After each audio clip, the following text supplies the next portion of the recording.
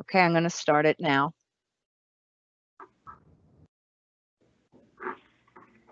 It's recording. So we're live? We are. Okay. Good morning.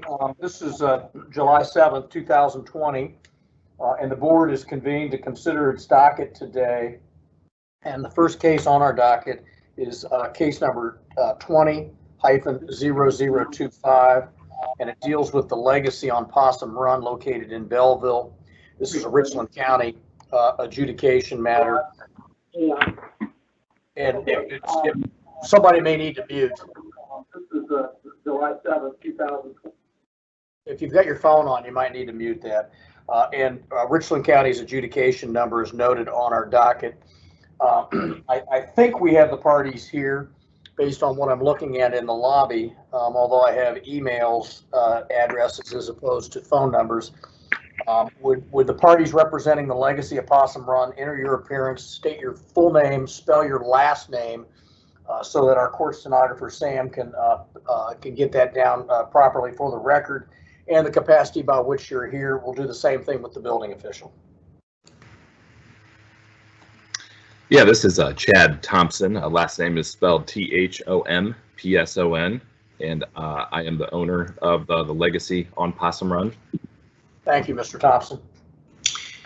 Yes, this is Roger Reel, engineer. That's R-E-E-L, and I would be the engineer record for the legacy. Okay, and then is Mr. Arthur on? Ken Arthur, Richland County Building Official, A-R-T-H-U-R. Okay, very well. I'd ask that I'd indulge each of you to stand to the extent that you're comfortable doing that. Raise your right hand. And Sam, you administer. Do you swear or affirm to tell the truth, the whole truth, and nothing but the truth? I do. Okay, very well. I do. Okay, Mr. Reel and Mr. Thompson, you have the floor. Yes, Chad was gonna take the lead on this. So. That's fine. Mr. Thompson? Sure. Yeah, well, hopefully everybody's received the updated attachments. If you want to reference attachment 1, it will show a plan layout for the various levels that we plan to use for a wedding venue function. A little bit more context or background on this facility. It was originally built as a greenhouse production facility with some retail space as well. So this has been in operation within the community for well beyond the last 40 plus years or so, operating in that commercial capacity. But with the change in use to more of an assembly function, we are looking at working with Richland County to move that process forward.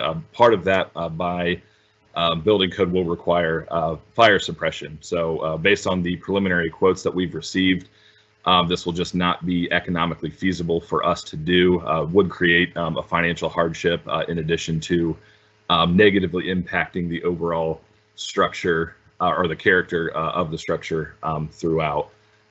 We are in a rural area without access to a public water supply, so the additional infrastructure, tanks, pumps, and whatnot, everything that would be required for that would just not be feasible for us to accommodate.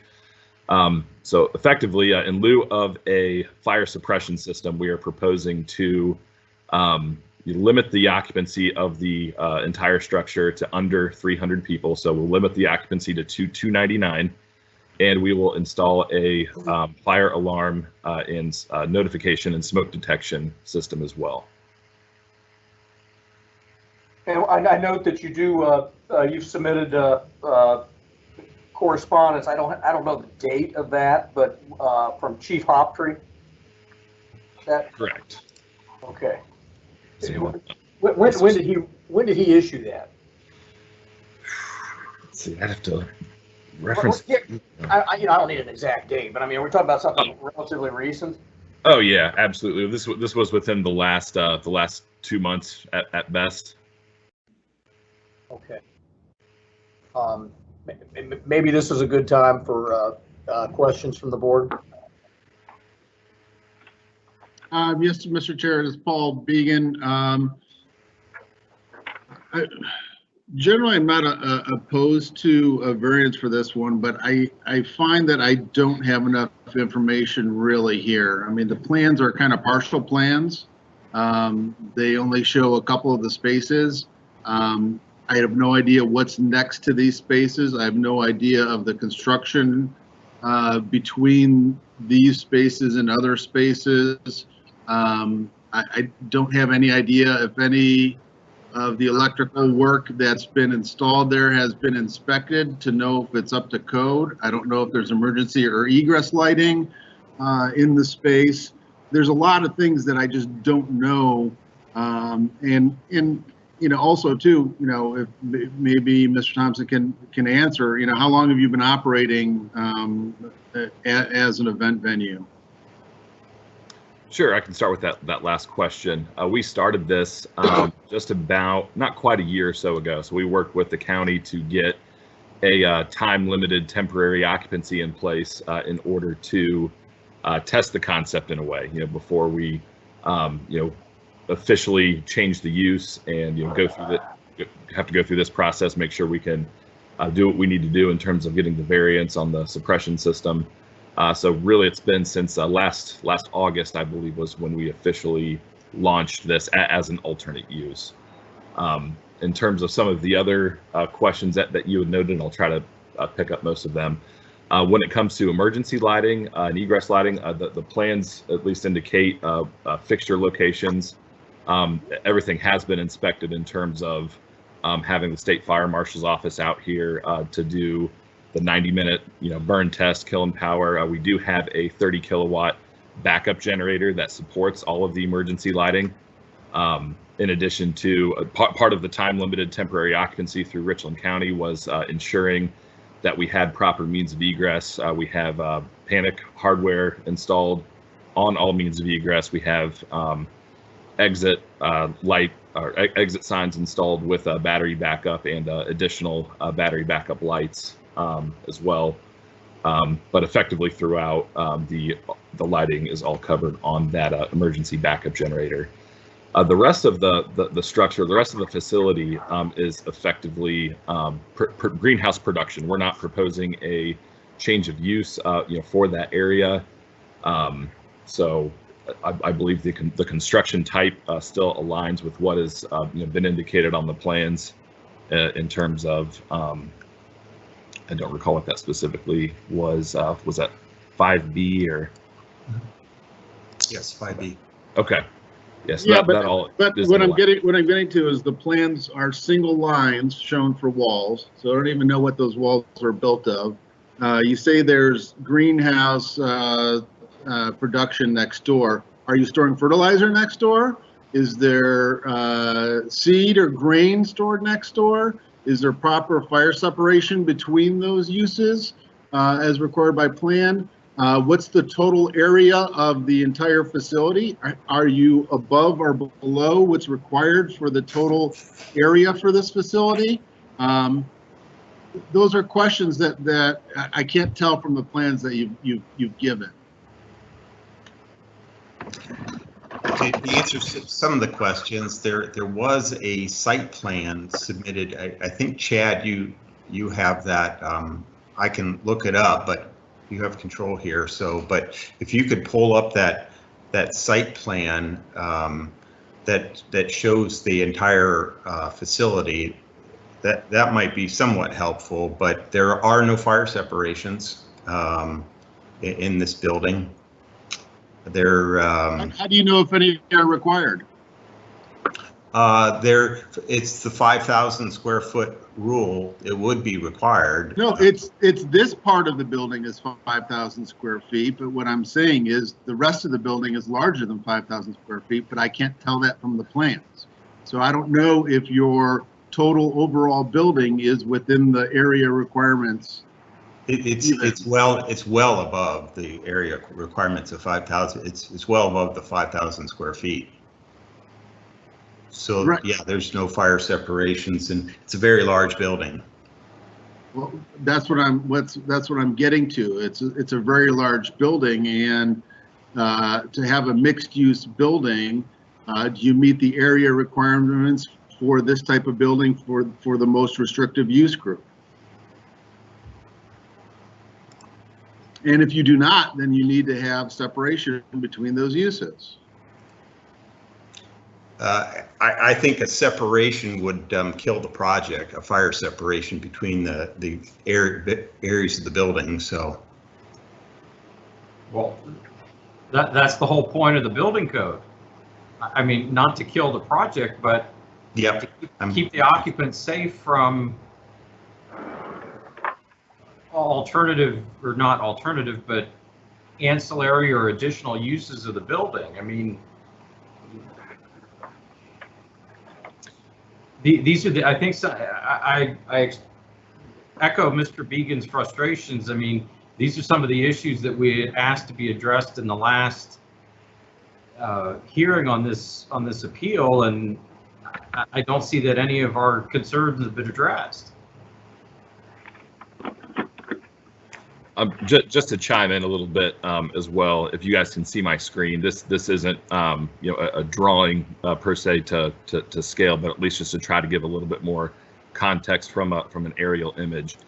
I think I don't know specifically what the building code will state in terms of how this is classified or quantified for the type of use or the construction type, but a majority of the facility here is the greenhouse space. So for example, the part of the area that we've highlighted is a basically a galvanized steel frame glass structure. Is that where Mr. Thompson, is that where your cursor is now? Yes. Okay. Yeah, right here. That's where my cursor is right now. Okay. This space over here, which is probably half of the total square footage, is I don't even know how you would quantify this in terms of a building or construction type, but it's plastic, and that there's not an active heat source in any of this. So in terms of whether or not that's classified as square footage, there used to be a boiler system that was tied to this, but that's all been decommissioned through the state as well. So we're really kind of just looking at the areas highlighted around in red. There's what we're calling the heritage room, which that's the original bank barn to the property. There's a space kind of in between the greenhouse and that barn, the Bridgewater room as we're calling it. And directly behind that is really primarily where the production area is. When I say production, there's no active use. There's nothing being grown at this facility. There's no seed, no fertilizer, no chemicals or anything being stored. It's effectively storage space, personal storage space. And if that's a use that we need to limit, for this area, just in terms to keep this moving forward, that's certainly something we can apply as a condition of approval. So I wanted to mention something too, that this total building is probably close to 20,000 square feet with no fire separations. So if it benefits the owner for me to define everything, then I can do that, but I don't know if it's going to help them in the appeal process at all. Well, it'll help us understand what's going on. Yeah. Right? I mean, I understand. me just hearing Mr. Thompson say, hey, I got personal storage here, and if I need to limit that, well, how are we supposed to know what's in there? Yeah. Right? I don't know. I mean, he could have his personal storage he may collect vintage gasoline for all I know, right? I'm sure that's not the case, but we don't know. And that's what it's hard to tell. Just submitting plans for the areas of which you want to have assembly occupancy does not tell us at all about what's going on with the rest of the facility. And if the adjacencies to this space where you want to have assembly and not put a sprinkler system in, you're asking us to kind of change the law for you for a hardship. We need to know everything that's going on. Well, we obviously want to make an informed decision, but let me just take the chairman's prerogative here for a second. Mr. Arthur, Yes. where are you on this? Or where were you on this? Well, first of all, I appreciate that Mr. Thompson came to us instead of just opening and like many venues are doing and claiming agritourism without any inspections except the state fire marshal. In light of what Mr. Began brought up and the separation, then I think that needs to be looked at. Or if they are in fact going to use the greenhouse, how are they using it? If they're not using it, would that be part of the condition? So if I hear you, level of detail is something you'd want to see going forward, more level of detail. I would say in light of the, the 20,000 square feet rather than what we were just looking at. Okay. Well, questions of either Mr. Reel, Mr. Thompson, or Mr. Arthur at this point by members of the board. Mr. Reel or Mr. Thompson, any thoughts or comments at this point in time, or well, let me back up on that. Are we? Would it be the? I haven't heard from Brad or Neil. We haven't heard from Brad or Neil yet, but would it be? Are we to a point where we think maybe this should be kicked down the road and more detailed plans submitted? Is that where the thought process is of the members of the board? Mr. Chair, this is Neil. I agree a continuance probably is in order. I agree with Mr. Began and Mr. Welsh. There's not enough information. We asked for more on the last variance, did not receive much more or anything we asked for. So I would be in favor of a continuance. Yeah, Mr. Chair, this is Brad. I fully agree with Paul. And I would go along with a continuance. So, gentlemen, meaning Mr. Thompson, Mr. Reel, and Mr. Arthur, there are times when the parties have objected to a continuance and have asked for us to vote up or down on the adjudication order. But in light of the comments and sentiments of colleagues, Mr. Thompson, Mr. Reel, are you comfortable with a continuance? I'll refer to you. We can certainly get more detail on the plans to show the full use of the entire facility, so you can make a more informed decision rather than just looking at the space that we intend to use. I think that's probably correct. Mr. Arthur, you probably don't object to a continuance, do you? I do not. Okay. Before we get to that official action, any other comments from either members of the board or the parties? Yeah, I mean, just so we don't have to do this again. I mean, I would hope Mr. Reel has an understanding of what would need to be submitted to Mr. Arthur. It's pretty well outlined in the administrative section of the building code, what's required as far as plans to be submitted for review. And I'm sure Mr. Arthur can give you a hint as well too. We're looking for full floor plans of the facility, identified with area, each section by use, by the construction of the walls around and between those uses. Again, right now the plans that we have are diagrammatic, but don't tell us the whole story. So there's a lot more information that we're looking for. I'm sure you're more than capable of putting that together for us so that we can evaluate it better. And again, as I started with, I'm not necessarily opposed to a variance on this particular case. It's just that let's make the decision knowing everything that's going on. Okay. That being the case, I would entertain a motion to continue the matter. So moved, Mr. Chair. This is Neil. Okay. Mr. Gearing has moved to continue this matter. Is there a second? I'll second. This is Chip Welch. All those in favor of continuing this matter, say aye. Aye. Any opposed?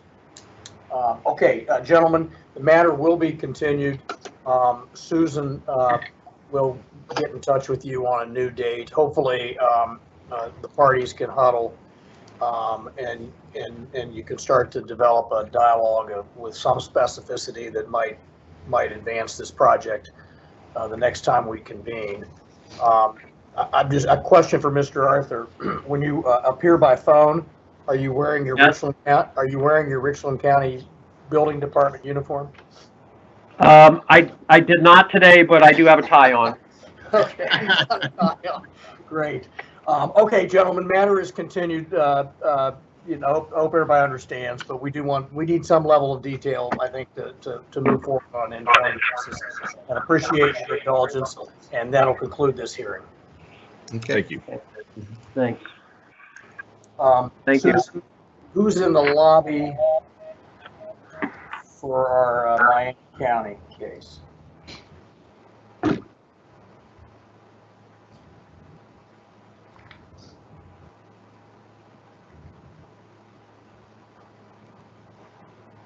muted. Yeah, I know. Susan, you're muted.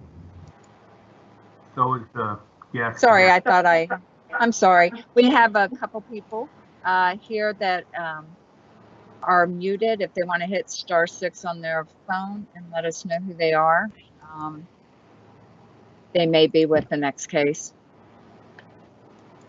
I have a 614-348-3676 phone number. If you want to hit *6, you can unmute yourself.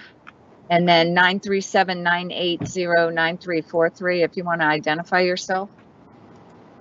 Yes, can you guys hear us? Yes. Yes. Okay, great. So this is Mike Twist. I'm the architect on this project. I also have the owners, Missy and Joe Doerr. Okay. Also, I believe our building official for Miami County should be joining. Rob, are you on yet? I can't tell unless, we only have two have appeared by phone. But you got Mike. You're appearing by camera.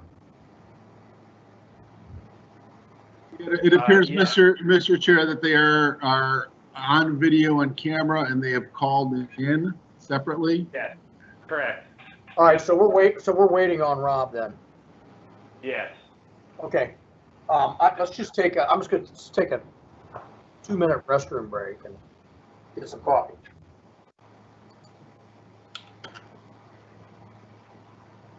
The time is approximately 8:55 a.m. We're going off the record.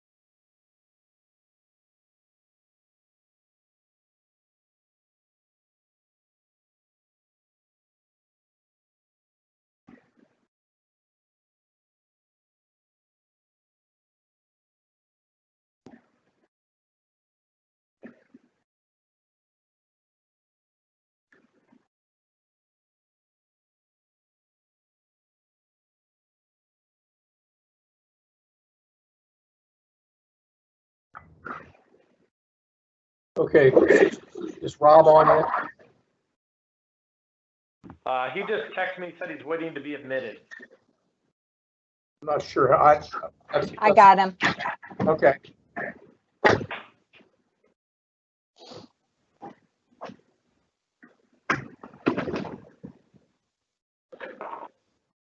Okay, Carl. We got Sam on the big camera. Well, so is Rob one of the other 937 numbers then, obviously? Rob England. Yeah, okay, all right, very good. Good morning, Rob. All right, we're gonna call this case that was set for 9 o'clock, assuming the parties want to advance it a couple minutes.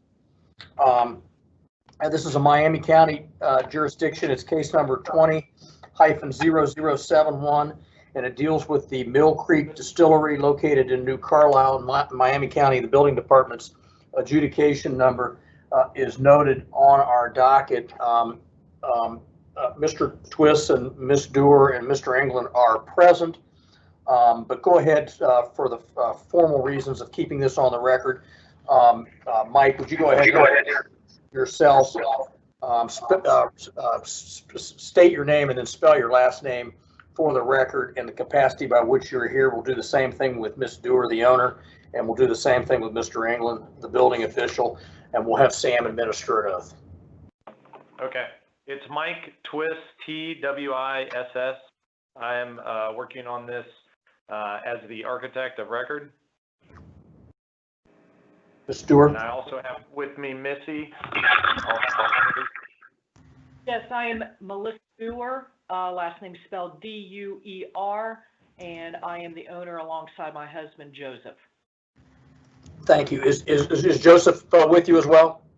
Yes, he is. Okay, great. And then Mr. England? Yep, Rob England, E-N-G-L-A-N-D, Chief Building Official, Miami County. Okay, if both of the Dewars and Mr. Twiss and Mr. England would stand, raise your right hand. Sam, would you administer an oath? Do you swear or affirm to tell the truth, the whole truth, and nothing but the truth? I do. Yeah. Yes. Okay, Mr. Twiss, I presume you want to present. You have the floor. Okay. So can you see my screen? Yes. Well, we can see you. Okay, so this is the site plan. This facility is currently a distillery located in a rural area of Miami County. Owners, Misty and Joe, would like to put an addition on this existing building. So this is just a kind of an aerial with the site addition and parking area shown as an overlay. The issue really that we're trying to appeal to the state is the square footage and the use. So this distillery we are classifying as is it F2, I believe? F1, sorry, F1 use, and then the tavern, if you will, would be, of course, assembly use. What we're proposing because there's zero opportunity for city water connection, we would end up having to do a fire pond to sprinkler this building. We are proposing a 3-hour fire rated construction separation between the tavern area and the distillery area.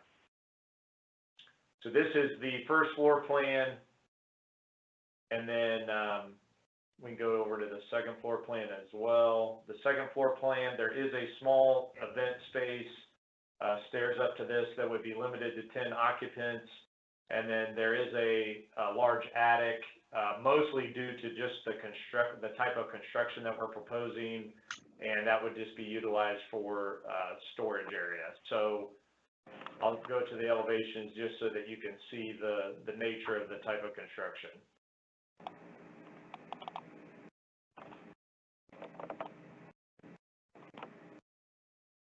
So the real appeal is to not sprinkler the building and to do the 3-hour separation between the two uses. We also have a letter from the Bethel Township Fire Department. I think that should be in the packet of information we sent over in support of this. I know that there has been a precedent for this type of appeal for other projects. One in particular would be Mueller Brew Barn up in Maria Stein.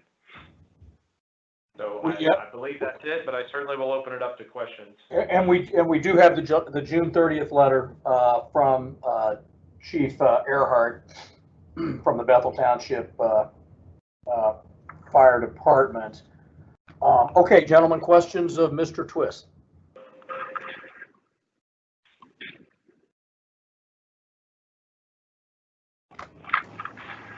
You're muted, Paul. Go ahead, Chip. I'll let you go first. Okay, Mr. Twist, this is Chip Welch. I have an issue with the second floor. I mean, if you scroll down to your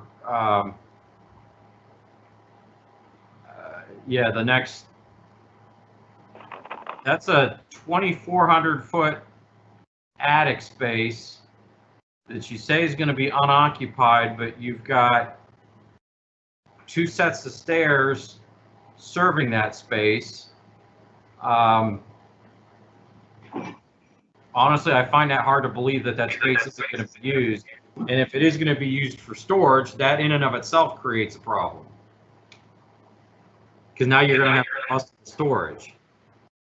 I'm sorry, you broke up there, the last sentence. What I said if it's not going to be occupied and it's going to be used as storage space, that in and of itself creates another issue. Because of the use, right. It would need to be classified as like an S1 or S2. Potentially. I mean, it depends on what you're going to store up there. Right. I can have the owner speak to what their intent is for that second floor space. That's fine. That would be just for extra retail supplies, items that we would sell in the retail room, which would be from empty flasks, brand new flasks, to glasses, really no paper products as such. Also, we would store extra tables and chairs up there. So as for a flammable problem, not really. We understand, being in the business of making whiskey, that, we do pay attention to flammable objects. And that would not be what would be stored in the upstairs of this building.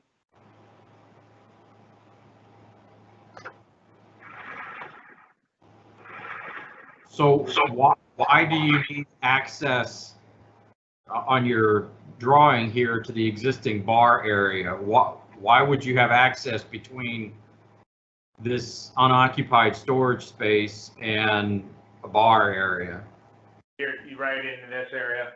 Yeah, exactly. Yeah, it was just really for convenience. I mean, I think, closing that up that's probably not an issue at all. It was just for convenience if they needed to get retail items over to this existing bar area.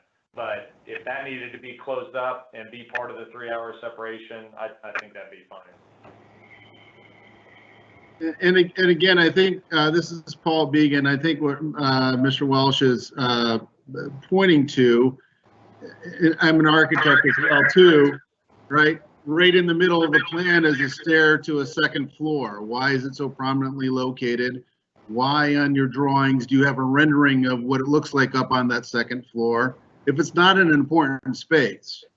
So the way that it's presented, it is a large area. You can get to it from the middle of the bar and restaurant space there, and it's shown, predominantly on the plans. If it's not going to be used, why is it set up to look like it's supposed to be used as a second floor area for people to go up? That's the question. Well, I mean, if it was meant for people to go up there, obviously they would end up having to have 2 means of egress because of the occupant load would be over what's allowed by the building code. So, obviously an attic pull down ladder, if you will, if it was just, that would not be super convenient to get access up there for any additional storage, bottles, retail, et cetera. So, the idea was originally with the nature of, and maybe we need to go to the exterior elevations, with the type of construction that you would end up having, trusses up in this area, that's a lot of space that would just be unusable. And so the thought was, well, why not try to utilize some of that for, some additional storage if need be? Yeah, so and that's part of the question too. I mean, I heard the owner tell us, hey, we're doing retail storage up there and tables and chairs. All of that's combustible, right? Retail stuff comes in boxes. Boxes are combustible. Furniture is combustible. And again, as in the previous case, I don't think I'm opposed to a variance for this particular item, but, being presented, hey, we have an unoccupied attic that now we're learning is actually storage space of potentially combustible items, that kind of changes things a little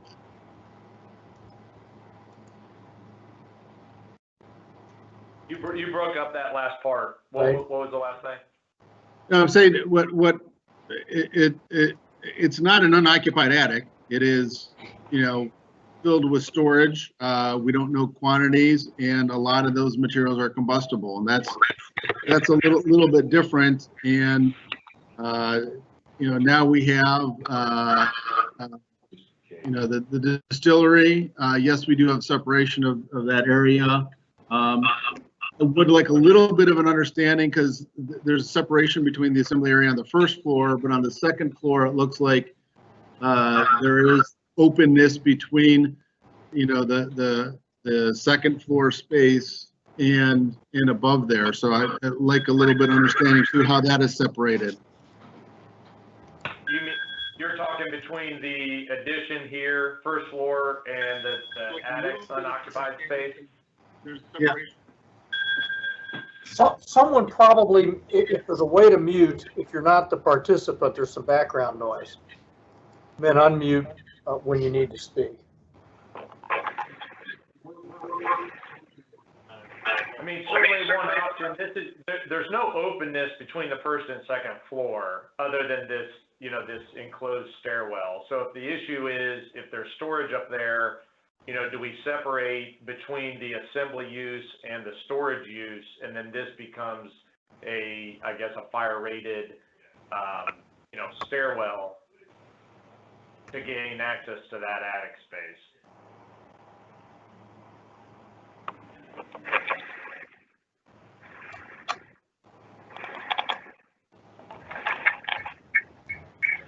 Okay. Any other questions of Mr. Twist at this point in time? Let's hear from Mr. England. Hello, this is Rob. So one of our concerns also was the attic,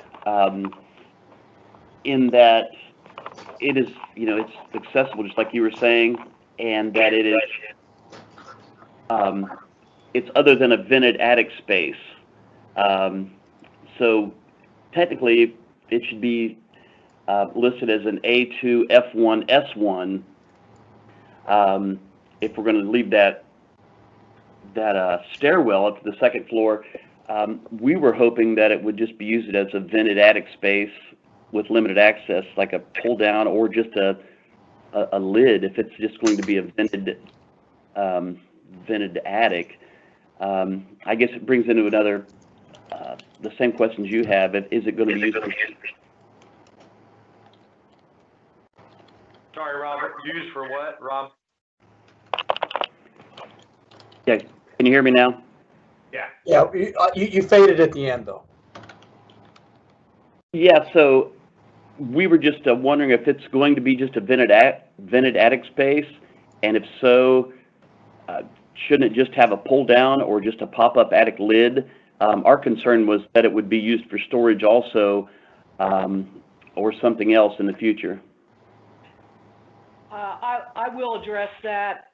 Yes, that we can that is a very positive thing that we can do there. We are in the process of building a smaller storage building on the property, really just a Morton building that we can use for extra additional storage. So, and it is, how many feet away from the distillery, Joe? 200. 200 feet. So,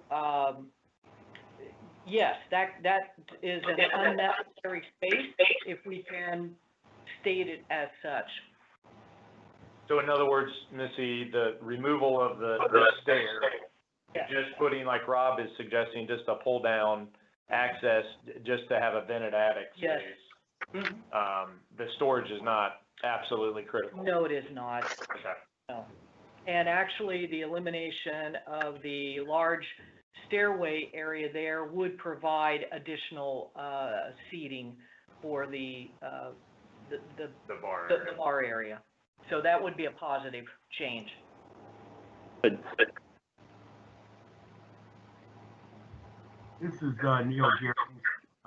What about the stairs going to the from the attic space to going to the existing bar area?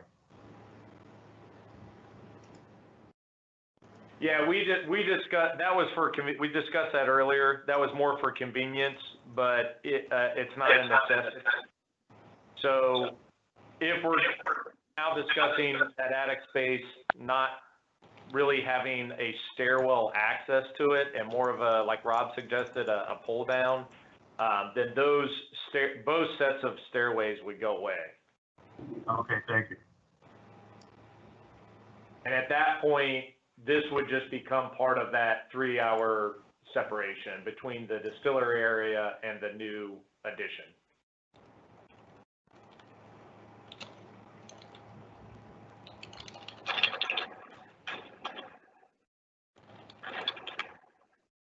Okay, any further questions, or for that matter, any comments by members of the board? I do have some questions. I think this would have jumped out a little bit earlier if we didn't have the second floor issue here. I need to understand a little bit more what's happening with this catering kitchen.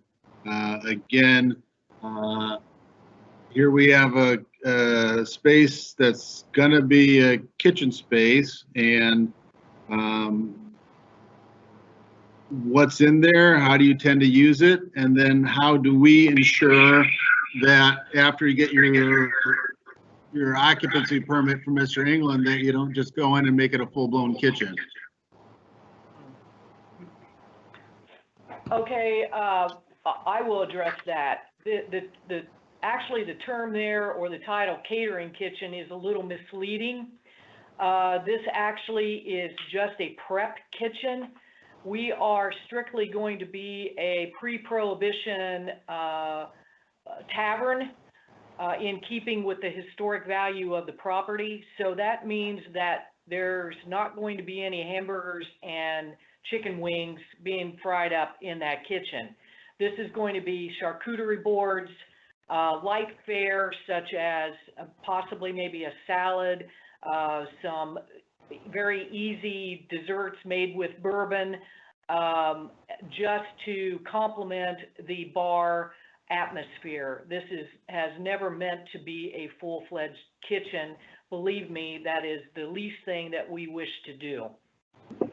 So, Missy, zero fryer, Correct. grill, griddle, none of Correct.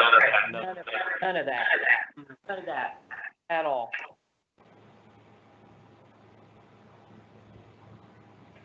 And I guess, Rob, a question for you is, if 10 years from now, 5 years from now, they would want to put in a griddle or a fryer or anything like that, they would have to go through and put in a cancel hood to accommodate that anyway, and obviously go through the permitting process with the health department. Rob, I'll have that was a question to me that I'm relaying to you, just so we don't get into the unauthorized practice of law here. So go ahead, Rob. You can answer. This is Rob.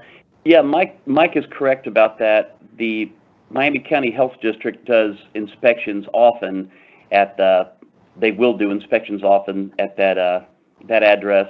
And if they do decide to put a hood or anything, it would need to be submitted for approval.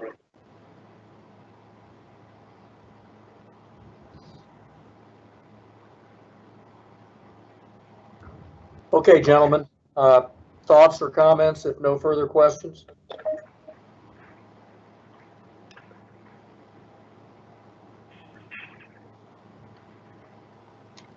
Mr. Chair, Paul Began.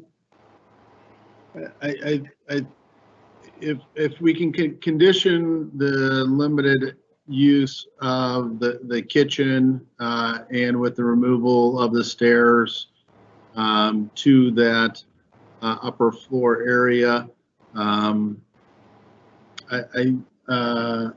leaning towards support of the variance. Okay. Mr. Chair, this is Chip. I'd be in the same boat. I think with the right conditions, I can see my way there. Brad and Neil. Mr. Chair, this is Neil. I agree with Paul and Chip, all dependent on the conditions stated. Okay. Yeah, this is Brad. Likewise, and I think the fire department had a letter that, and I think conditions would include, I assume, a fire alarm smoke detection system. So I would support it under those conditions. Okay.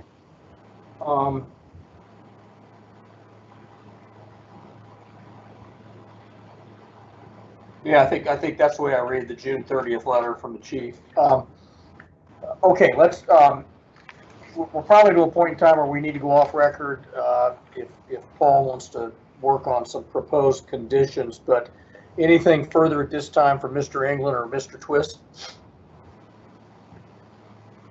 This is Rob. I would support the variance. I'd like to see heat detectors added also if I could, and reason being is being the remote location of this, the sooner a fire department could get an alarm, the better. Yeah, Rob, you're talking about duct smokes in the HVAC units? Or yeah, or just heat detectors in general. Yeah, okay. Okay, Paul, you want a few minutes? Yes, please, Mr. Chair. Gentlemen, we're going to go off the record and Ms. Dewar for just a few minutes, and we'll come back on. We'll read some proposed conditions and vet them with all of you, and discuss them among ourselves as members of the board and see if we can't move this towards a variance stage. So we're going to go off. Sam, let's go off the record now. At the time is approximately 9:21 a.m. We're going off the record.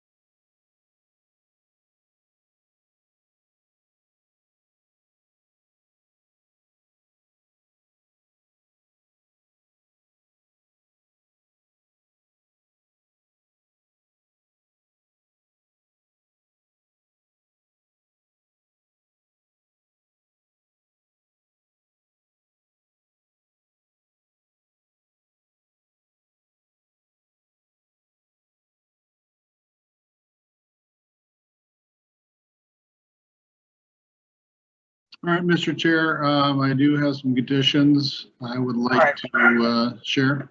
Okay, everybody, star 6, if you're we need to unmute, because Susan apparently had muted everybody during that process. So if you star 6, you'll be present. Okay, Yeah, Paul, we're back on. okay, all right, Paul. Mr. Chair, I propose the following conditions. This variance is conditioned upon the following. Number 1, an alternate fire alarm system shall be installed and maintained, comprising of a remote annunciator at the front entrance, system smoke detectors with integral heat detectors throughout the entire structure, PIRN, including the second floor and attic spaces, and PIRN, audible/visual devices throughout the entire structure, and pull stations at all identified means of egress. Number 2, the alternate fire alarm system shall be required to be off-premise monitored in a manner approved pursuant to OBC 901.6. Number 3, the alternate fire alarm system and off-premise monitoring shall be considered required systems and listed as such on the certificate of occupancy by the building official. Number 4, the alternate fire alarm system and off-premise monitoring shall be maintained as required systems, utilizing the Ohio Fire Code and adopted NFPA standards. Number 5, the A2 assembly area shall be separated from the F1 distillery. Pardon? Let's see who that was, but let's just, Mr. Twist and Mr. England, can you see those on the screen? Or maybe in Mr. England's case, he's just having to listen, but can you see those? Yes, we can see it. All right, go ahead, Paul. Okay, number 5, the A2 assembly area shall be separated from the F1 distillery area by a 3-hour rated fire barrier and to the satisfaction of the building and fire officials. Number 6, the stair to the second floor attic shall be removed and replaced with an alternate access to the satisfaction of the building official. Number 7, storage in the second floor attic shall be limited to non-combustible materials only.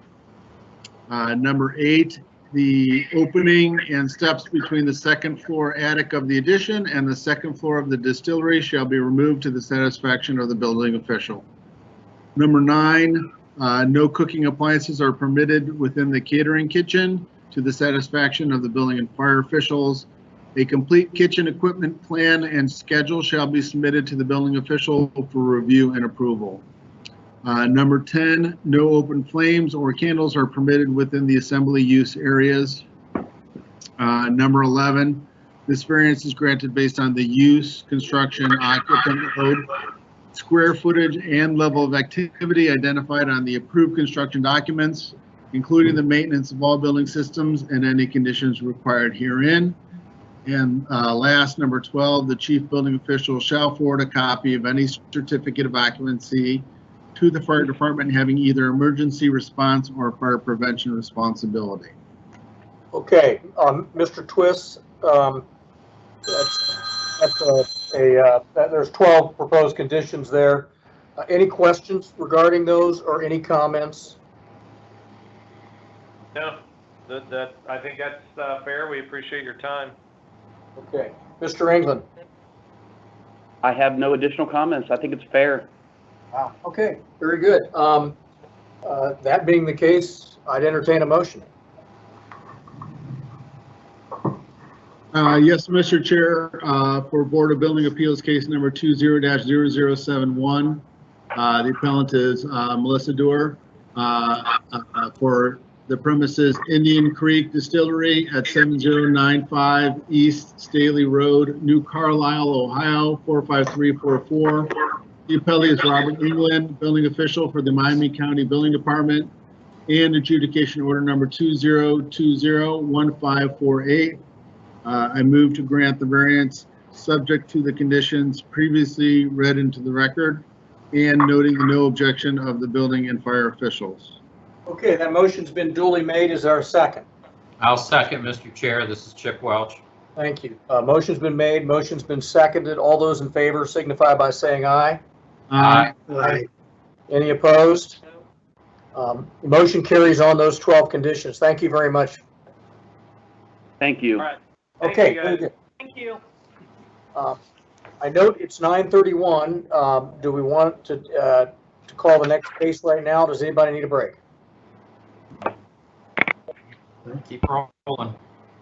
Susan, do you know our population here on? I believe they're here. Okay, let's give Mr. it a shot. Mule's here. Give it a shot. Sam, you okay?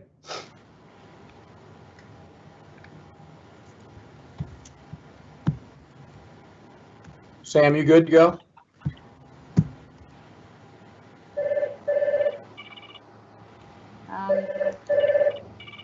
I guess that's a yes. Okay. Because he's on. He's okay. Let's call the 930 case. It's a North Ridgeville matter. It's case number 20-0072 that deals with the North Ridgeville Fire Station house number 2, located in Ridgeville, and that jurisdiction's adjudication number is noted on the docket. Let's begin with an introduction of the parties, beginning with the appellant. State your full name and spell your last, and then identify the capacity by which you're here on behalf of the fire officials. We'll do the same thing with the building officials. We'll have an oath administered by our court stenographer, and we'll hear the matter. Mr. Mull. Bradley J. Mull, M-U-L-L, with Mull and Whiteman Architects. Thank you. Representing the North Ridgeville Fire Department. Thank you. My name is John Reed. I'm the fire chief representing the city of North Ridgeville. Thank you, Chief. Mr. Chair. Yes. City of North Ridgeville. I'm sorry, if we have the last two, please identify themselves again. It was a little bit garbled from. Well, so we have Mr. Mull and we have Chief Reese, and I'm assuming we had Mr. Weithman just, did he just enter his appearance?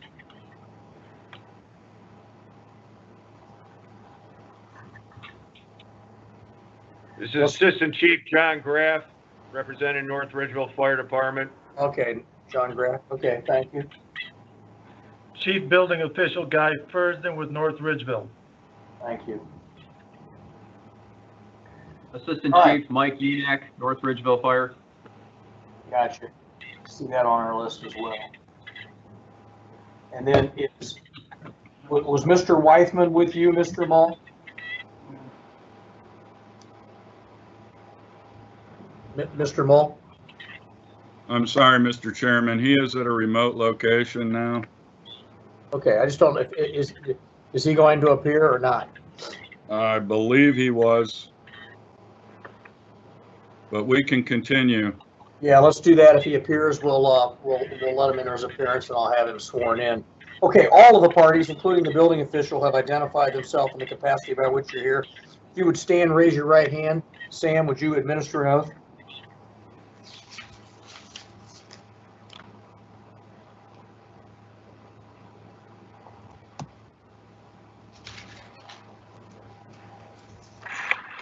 You're muted.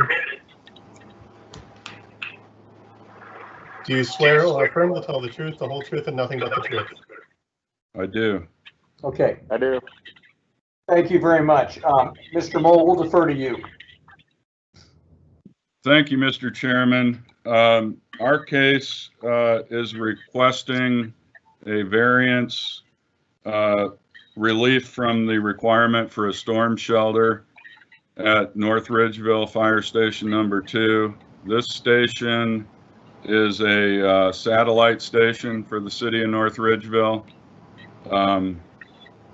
The reason we're requesting this is we've got a lot of items on our plate and various improvements that we are proposing for the station. We have. All right. If one of the fire officials probably needs to mute. Okay. Go ahead, Mr. Mull. Yes, sir. We have 2 additions we're proposing. One is to the apparatus bays themselves, and it's to provide space for gear laundry room, adequate space for turnout gear storage, a decontamination area, a personal decontamination shower area, and storage. And we're also proposing a small addition to the south to be able to relocate the fitness equipment that's currently within the apparatus bays to that area. The station itself was built in the mid-70s. At that time, there was no fitness area provided. And there were also none of the apparatus support spaces that we're proposing provided at that time. Okay, questions of Mr. Mull at this time? No. Okay, Mr. Fursden, let's hear from you.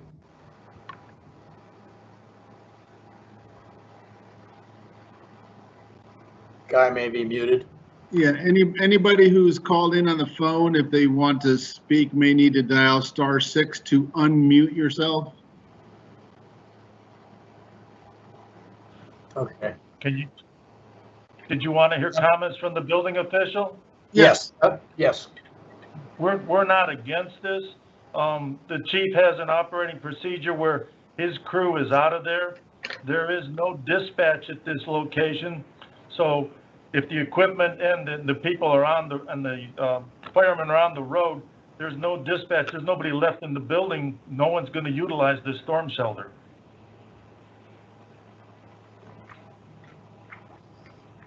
Okay, any questions of the building official? I don't, other than maybe just a point, and I may be mistaken. I had thought that the state had suspended that requirement for a period of time. And again, I'm just not saying that I wouldn't be in support of this variance, but I don't necessarily know if it's necessary by statute at this point in time.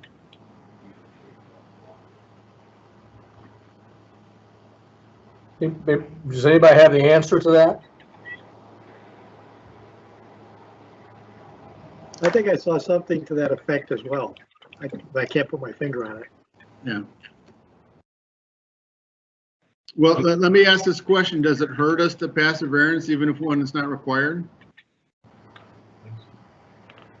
It would just, it's just illusory. It's just, you know, it's not, it doesn't hurt us, but it wouldn't be necessary as a matter of law. Okay. Well, Mr. Chair, this is Paul Began. I don't have any concerns with this. The additions are small to the overall structure. And I don't think the requirement for storm shelter is needed for this particular project. Chip, what are your thoughts? I agree. I think that moratorium, I just tried to do a quick Google search, only applies to school buildings, not other public. But either way, I don't see a need for a storm shelter when the occupants aren't going to be there in the midst of a storm anyway. Neil? I agree, Mr. Chair. And Brad? Yeah, I agree. Especially due to the limited amount of work that they're adding to the structure. Mr. Ferguson, are there any conditions? None that we're requesting. Okay. Paul, can you envision any? I don't see any conditions as well, Mr. Chair. Okay. That being the case, I'd entertain a motion.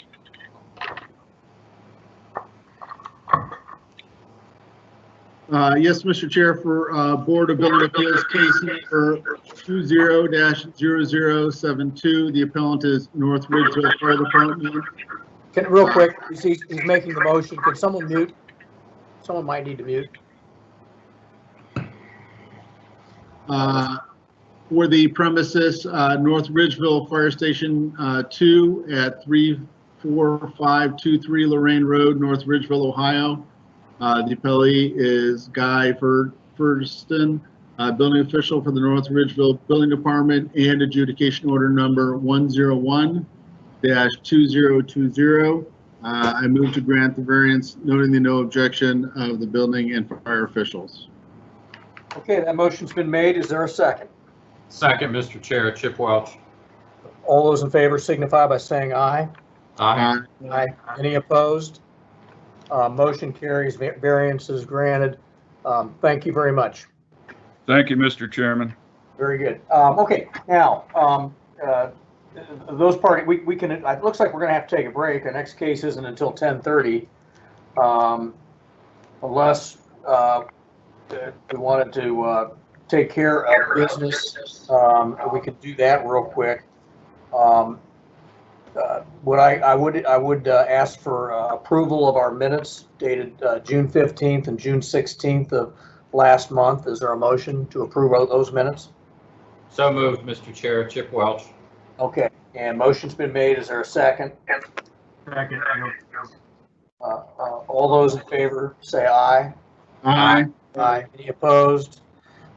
Susan, the minutes stand as approved for June 15th and June 16th. What is the board's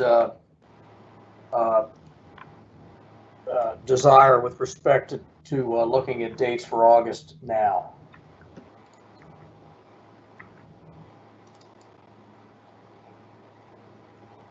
Do we want to do that, or we just want to adjourn for until 10:30? We could do that. That's fine. Let's do that. Susan, are you on? I am. Okay, so what do we need to do? We need presumably Reynoldsburg and Ashland dates.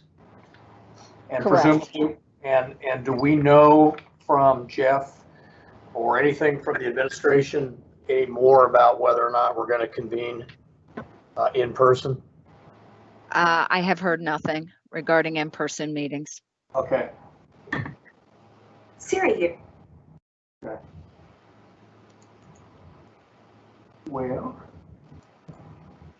Well, what I would propose, Mr. Chair, since we are meeting at the end of July, the last actual 2 days of July, that we push Reynoldsburg to the 10th, and then I would propose the 24th and 25th, or the 10th for Ashland and 24th and 25th for Reynoldsburg. Those both work for me. can you say that again? The 10th? I would propose August 10th as an Ashland date, and the August 24th and 25th for Reynoldsburg. That would seem to work here. I can't do any of those. Sorry. I could do August 4th, a Tuesday. That works for me. I can't do the 4th. Sorry. Can we only imagine if we have expedited hearings, how we're going to do this? Yeah. What about the 11th? That would work here. How about the 11th, Chip? I could, yeah, I have a dentist appointment, but I could move it. I'm good on the 11th. Do you want to move it, Chip? I mean, that's. I don't care. I'm good. I'll move it. Okay, let's plan for the 11th, then we'll at least get one of these down, right? Well, any other, I know Paul's no, can't do Wednesdays, but, and I don't know when Labor Day is, but would any other days the week of the 24th work for ostensibly Reynoldsburg hearings?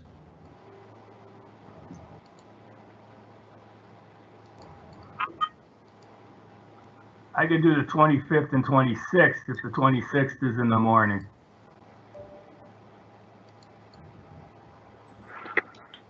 I am supposed to be in trial on August 25th. So that probably won't work. What about the 18th and the 19th?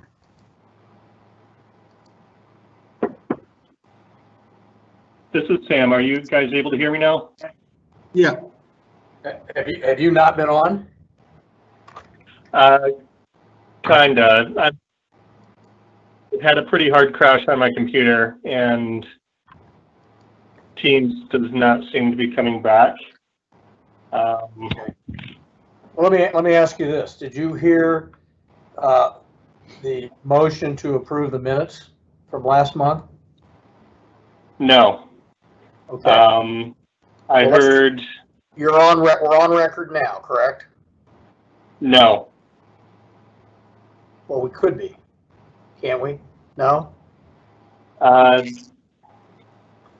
No. Okay. Well, look, here's what I would say. I think we can talk about dates. We don't have to do that on the record as to when we're going to meet. Let's finish that, and then we'll take that break, and hopefully within 35 or so minutes, Susan and IT and Sam can salvage Sam's participation. Okay, that sounds like a plan. Okay, so what did you just say, Chip? On you got trial on the 24th, 25th? On the 25th.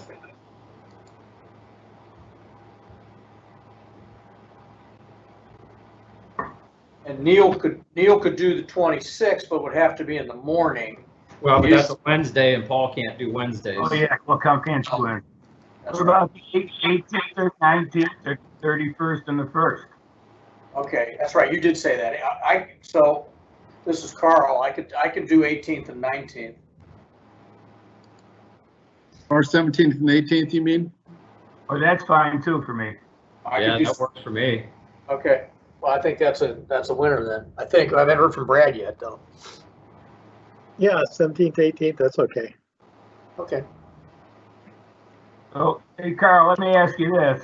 So when we take this break, are we going to have to re-log in, or can we just stay logged in? Oh, no, we'll keep it running. That was gonna be a question I was gonna ask somebody well above my pay grade. I think we'll probably stay on to be safe, but I don't know. Susan? Carl, I would just turn your camera off. That'd put the notice to the attendee, and then just mute. I do have a couple of the parties are here for the 10:30, not all of them yet. And I guess a quick question for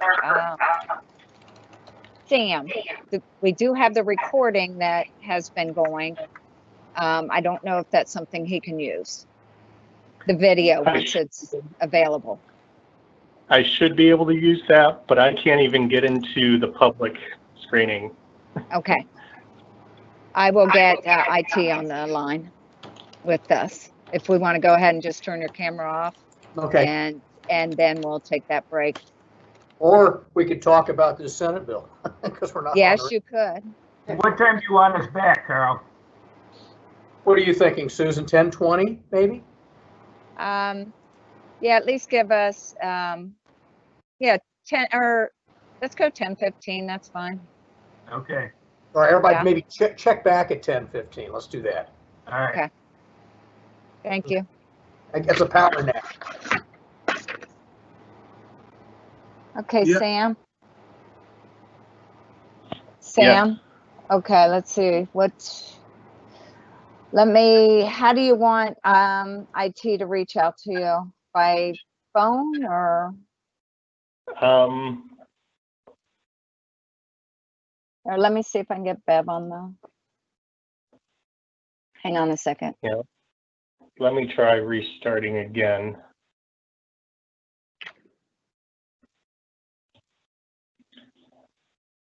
Okay, find Start Teams here.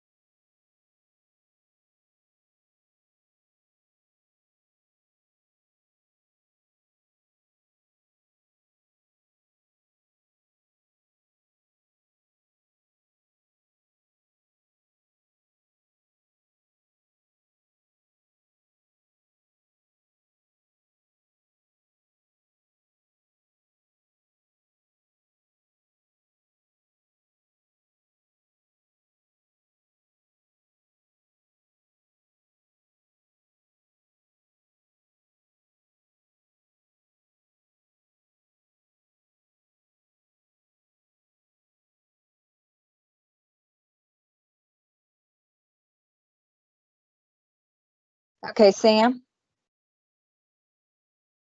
Yes. Okay, let me give you a phone number. Do you remember Nick? He's the one that helped you before. Looks like I'm getting in now. Let me check a couple things. Okay.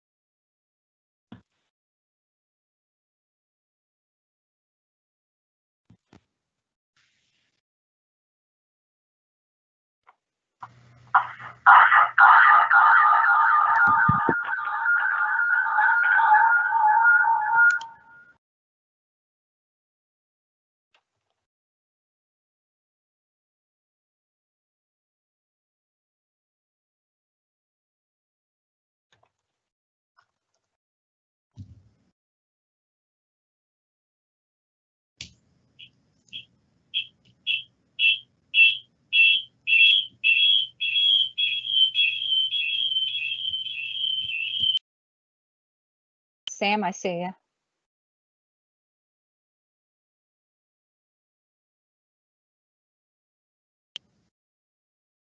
Okay. Back. Switched computers, so I just have to change a couple cables around and I'll be ready to go. Okay.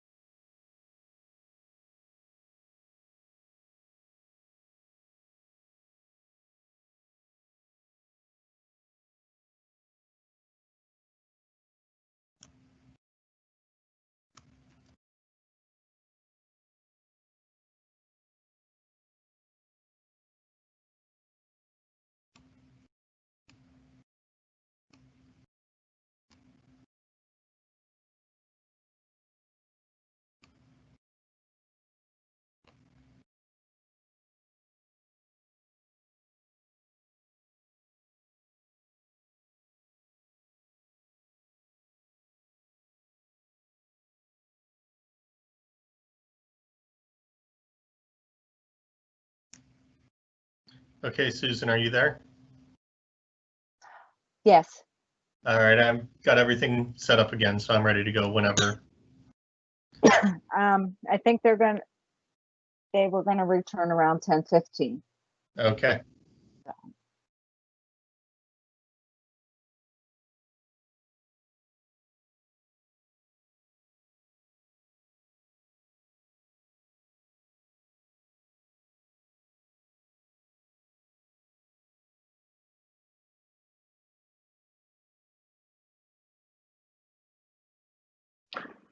Sam, did your computer crash? Yep, blue screened and wonderful noises, and when I rebooted, I couldn't even get Teams to open. I have a second computer that I'm on now. Looks like Teams is starting first computer. Good to have a spare. Yeah.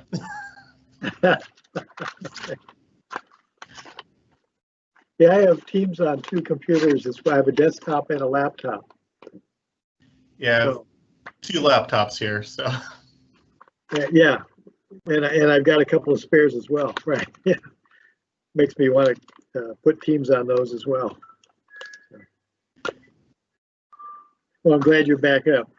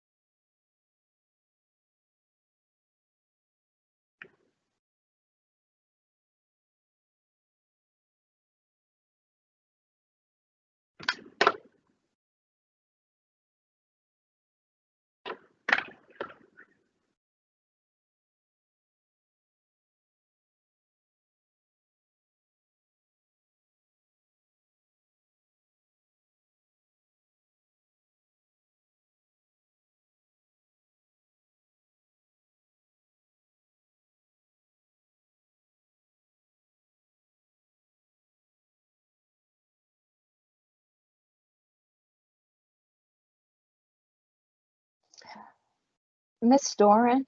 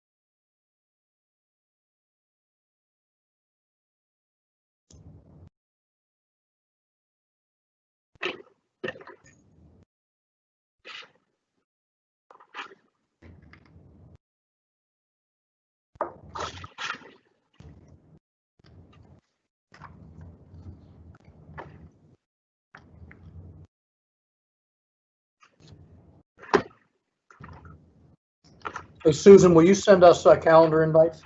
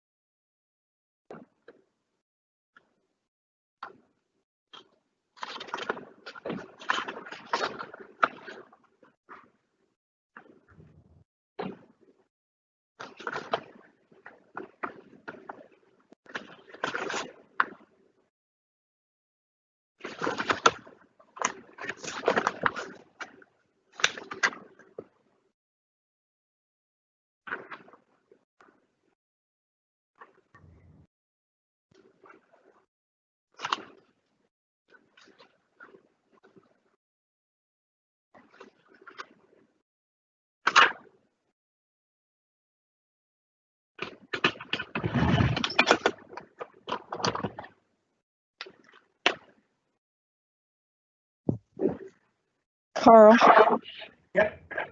I just got off the phone with the applicant, and he is going to try calling in. Okay. I believe he's out there as an attendee. Okay. So once he's here, it looks like Jeff's here as well as the owner and P. Clark. I'm not sure.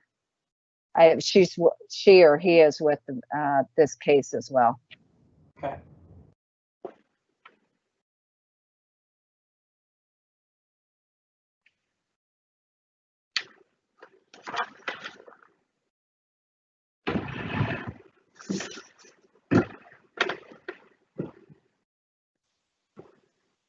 Okay, I believe Mr. Salva's here. So whenever you're ready.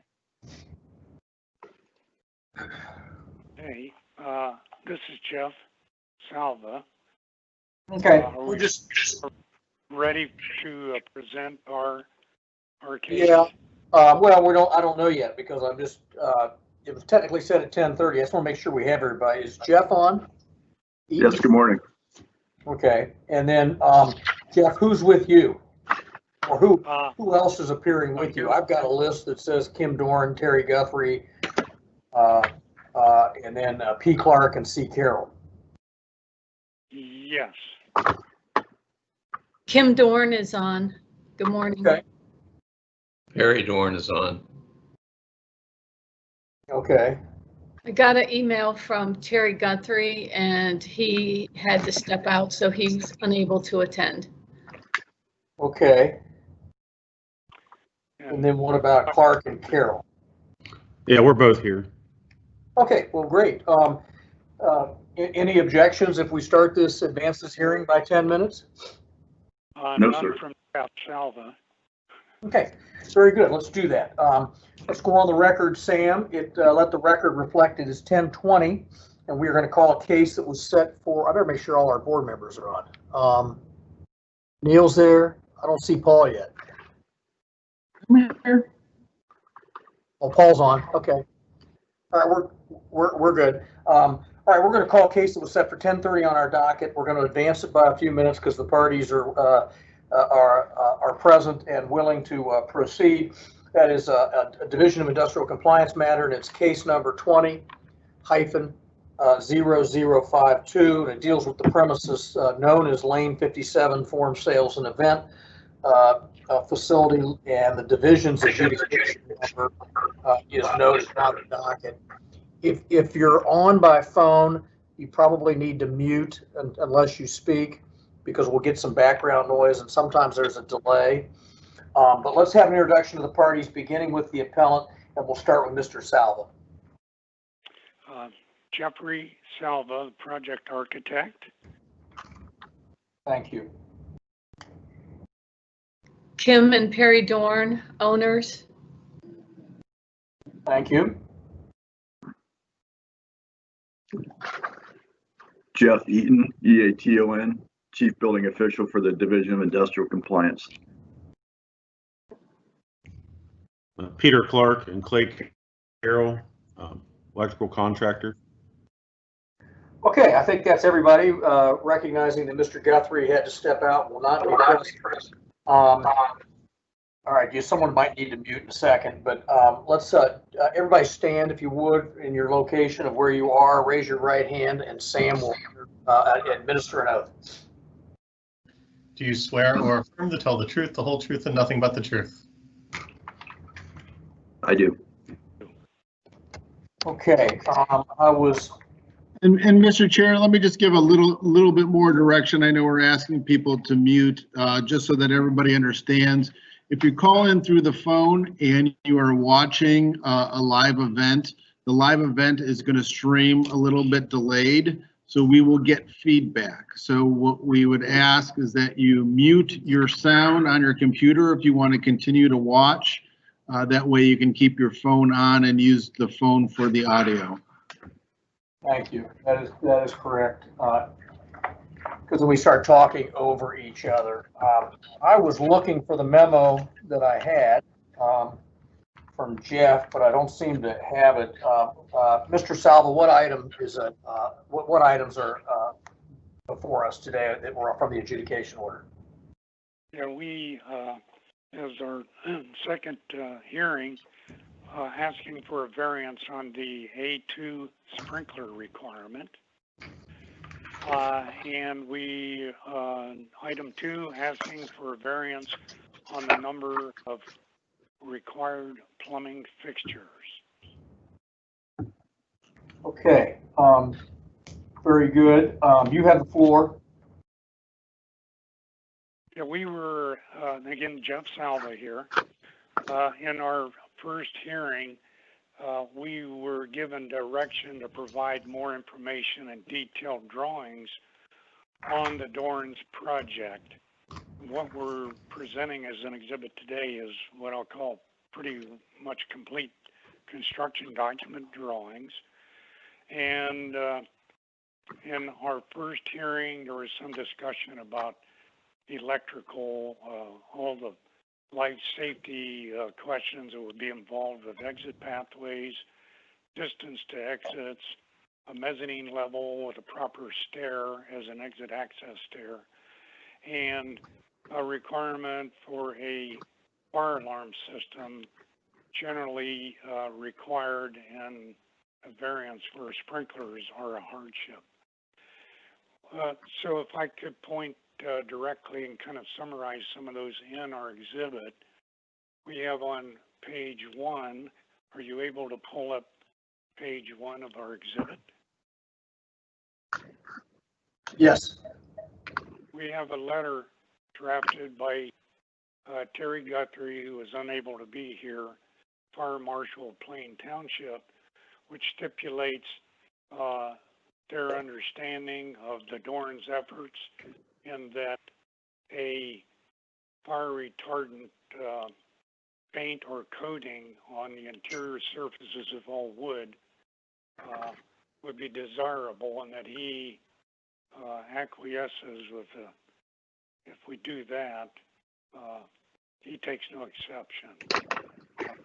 I don't want to paraphrase what he might have been for the meeting today, but that letter, just to go on record and point it out. The following 2 pages are some flame spread documentation related to the interior wood paneling, and we're suggesting that without the application, our interior wood paneling would provide a Class B rating. With the application of this product, we can achieve, and that would be on page 4, the FX lumber guard can achieve a Class A. So we are presenting that as a product that we would like to use in the building and suggested by the fire marshal. We could go to sheet 5, or page 5, please. I'm unable to see, as I'm on the phone, whether those sheets are being displayed or not, so please let me know if they're not. Is that page 5? Is that sheet 5, Paul? It would be sheet or page 5 and sheet SP1 of the drawings. I honestly can't tell what I'm looking at right now.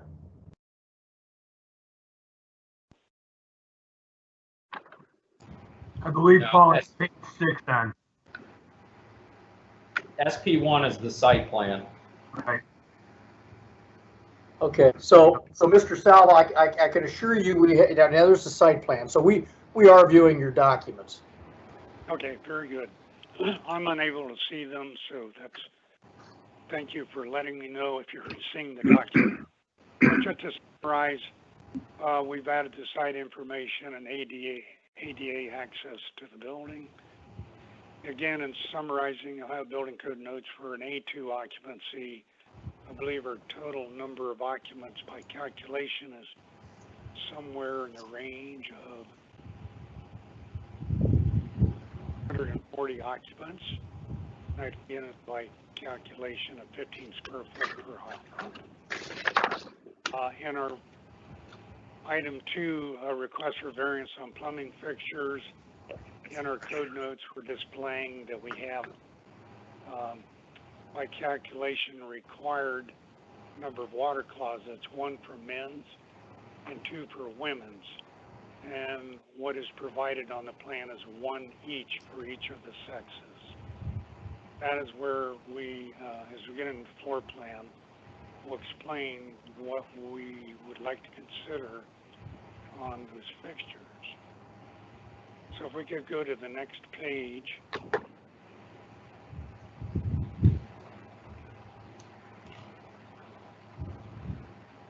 We did. Okay, the floor plan, the heavy bold dashed line indicates a common path to travel distance, which in our project here is the critical exit access distance, and that we are under the 75 from the mezzanine down our new staircase and to the exit. Main building exits are to the upper left, designated as door 102.1. I don't know if anybody can read that. I can barely read it. And the other main exit door is on the lower right corner of the building.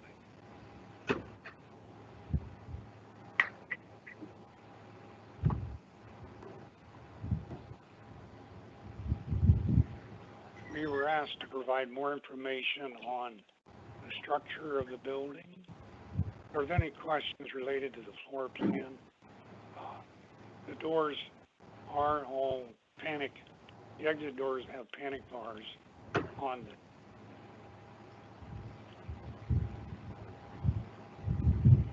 They had our following sheets 7 through 8 or so detail the structure and configuration of the building. Since our first hearing, we did a thorough assessment of the structure of the building in pages 8 through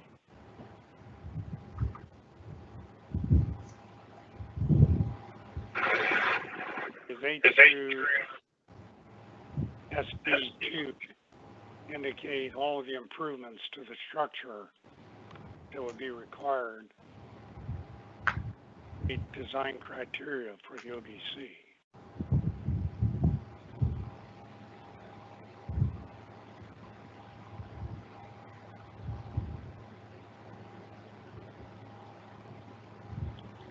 Continue to page E, or sheet E1, which is page 13.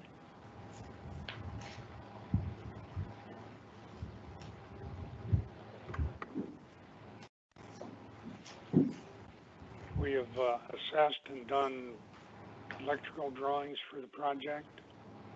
In our general notes on the lower left-hand corner, we stipulated that the fire alarm system will be installed that conforms to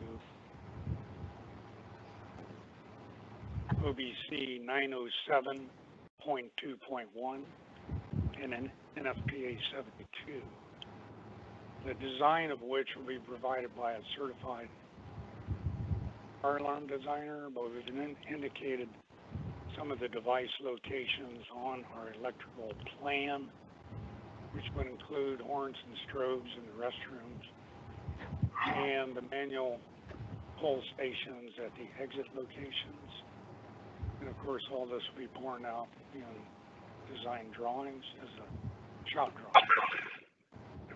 So the two primary efforts that we were asked for more detailed drawings, an assessment of all the life safety issues in the building, and providing coherent exit pathways out of the building, exit signs, and egress lighting. So that kind of is all I had to start out with. Any comments or questions at this point? All right, any questions of Mr. Salva at this point? Yes, Mr. Chair, this is Paul Began. Question just regarding the difficulty of adding another toilet room to the plans, and what the hardship is for that item. Yeah, the obvious would be to add another accessible privacy toilet room, but the space that is available to do that is filled with mechanicals, mop basin, water heater, and so forth.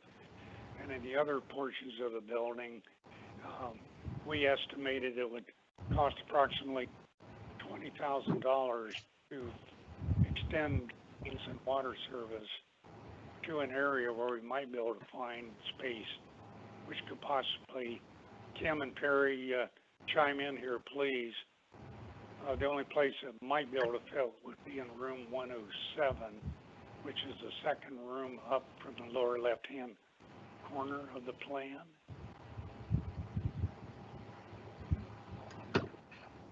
So the saw cutting of concrete to get the drains figured, we are asking for a hard consideration.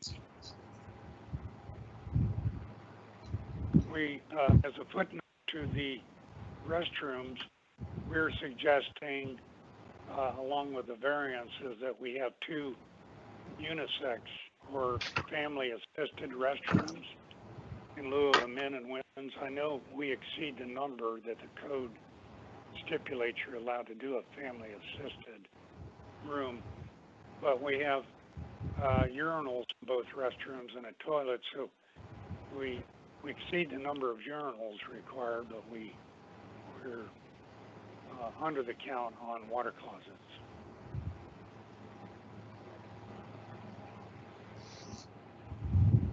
If I may speak, this is Kim Dorn. The original plans was as an agritourism venue / events.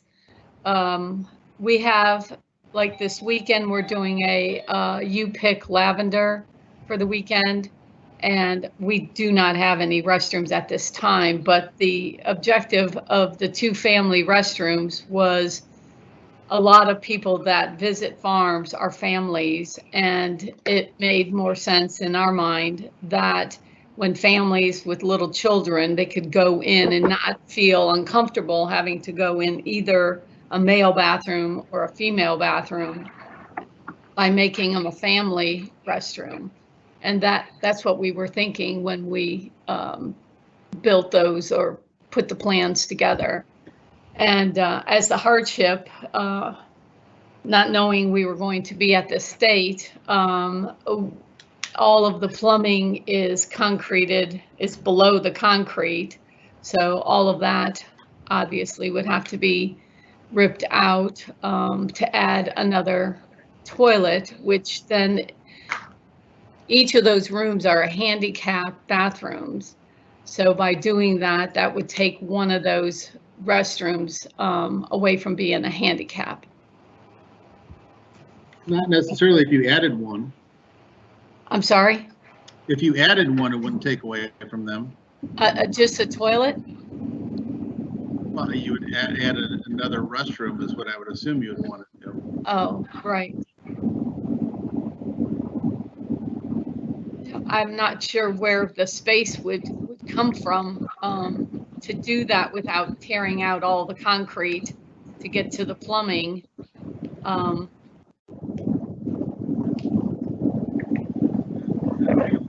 Neil Gearing, what is the total cost of the project? I'm sorry, there's a lot of space. All right, someone might need to mute. What is the total cost of the project? Are we speaking of the barn or the restroom? The entire project. Oh, about 150,000 is what we put into it so far. That's including what we're doing right now. Okay.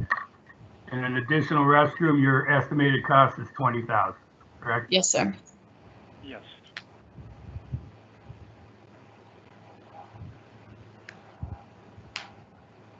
Any other questions of Mr. Salva or Ms. Dorn?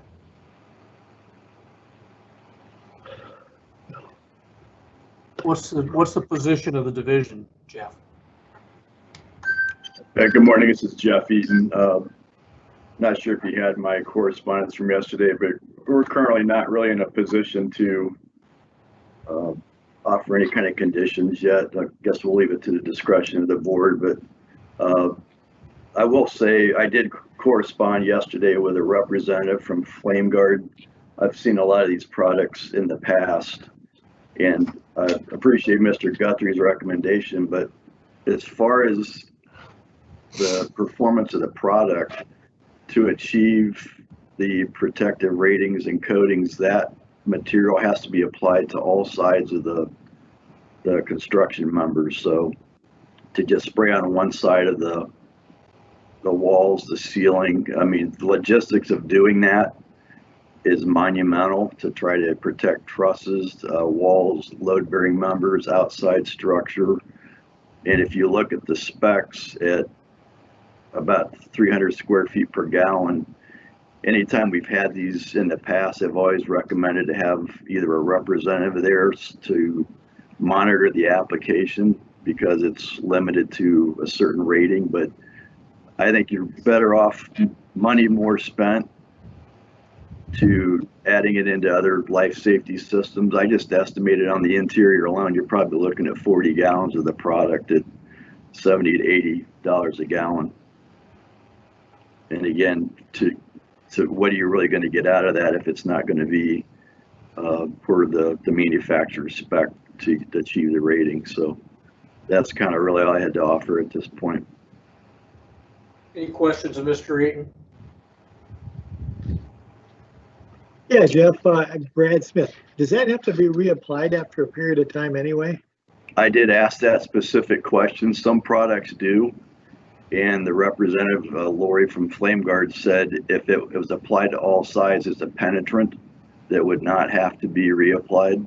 But since it's not going to be on the entire surface of all the structural elements, then probably. So it's put on like word preservative almost. It is. It's a full penetrant to actually treat the material. I don't understand if it only has a 3-year shelf life. I'm looking at the tech information on the cut sheet. It says it only has a 3-year shelf life, so you would think that exposed to UV and the elements of heat and cold that it would have no more than a 3-year lifespan, but I understand your point, Jeff. Correct.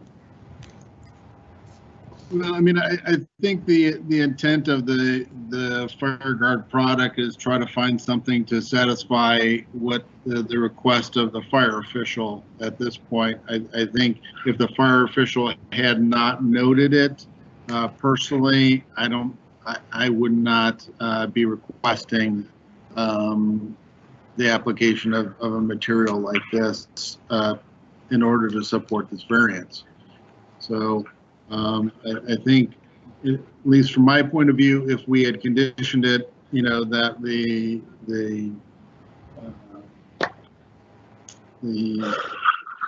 flame protectant material be applied to the satisfaction of the fire official, then we can leave it up to the fire official to determine how much that he wants.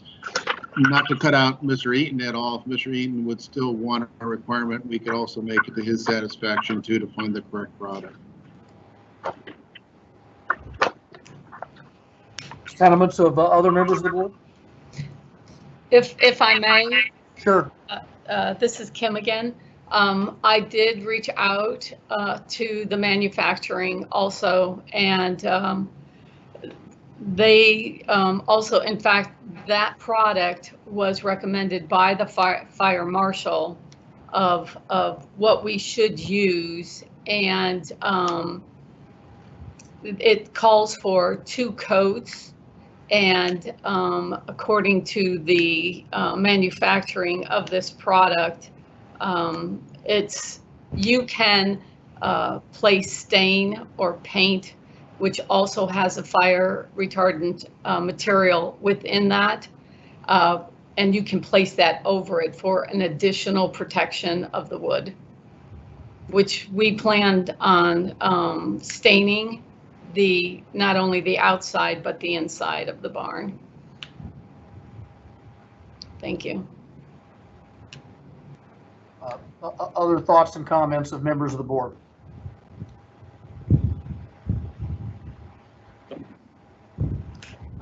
I guess, Mr. Chair, I have a question for the owners. Is there a pond on your property by chance? No, sir, we do not have a pond. Okay. Mr. Chair, I have a question for Mr. Eaton. Actually, one of my larger concerns, more than the protection of the wood, would be that the electrical system was installed properly, because we can condition limiting cooking in there, no open flames, no combustible storage, all those wonderful things. If the electrical system is not installed right, that's the most likely place for anything to cause a problem, especially if it's concealed in walls. So, question to Mr. Eaton, is there any way that the division can perform an electrical inspection on the already installed system to kind of make sure that some of the issues that I would have concerns about are at least reviewed? Yes, all of the, Jeff Salva here speaking. None of the finishes are installed on the interior walls, and all of the electrical that is there is exposed to view, so it could be inspected, and we fully anticipate a complete inspection of the electrical system. This is Jeff Eaton. Yeah, it definitely helps our agency to do the inspection. My initial concern, I think the last hearing, was whether or not type NM cable or Romex could even be used in the assembly occupancy due to the occupant load. But Mr. Salva and I did research that a little further, and you can use Romex or type NM cable because the construction is not of a required rated construction. So the wiring methods there are acceptable. It's just a matter of making sure, cable's secured, and all the other NAC requirements can be verified if it's open.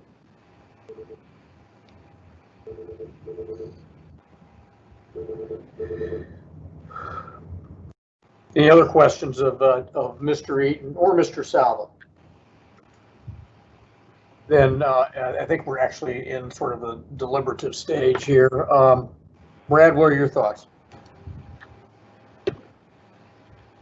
Yeah, I think I could support it, a variance, that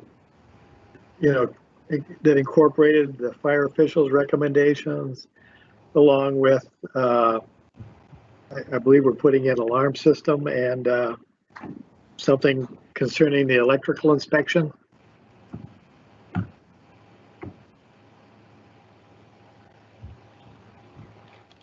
Mr. Salva, what are your thoughts on that? As far as the inspection aspect? Correct. Yeah, I'm of the position, or my opinion is that this is a new build and it's going to require a complete electrical inspection along with structural inspection for the recommended improvements to the structure. So in reality, we're looking at a full-blown new building inspection on all those systems. That's at least what I anticipated. Yeah, correct. This is Jeff Eaton. Yeah, we haven't done a formal plan review yet, so to Mr. Salva's point, there will be additional inspections, potentially additional plan review requirements that come out, but the mechanical, plumbing, electrical, and structural will all be part of those normal inspections, provided the construction is left open. Chip, I know you asked about the pond, but we haven't heard your thoughts.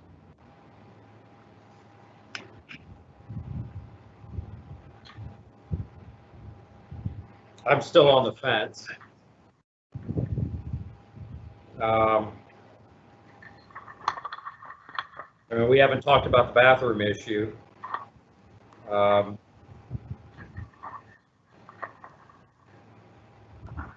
I think probably conditioned appropriately, I can get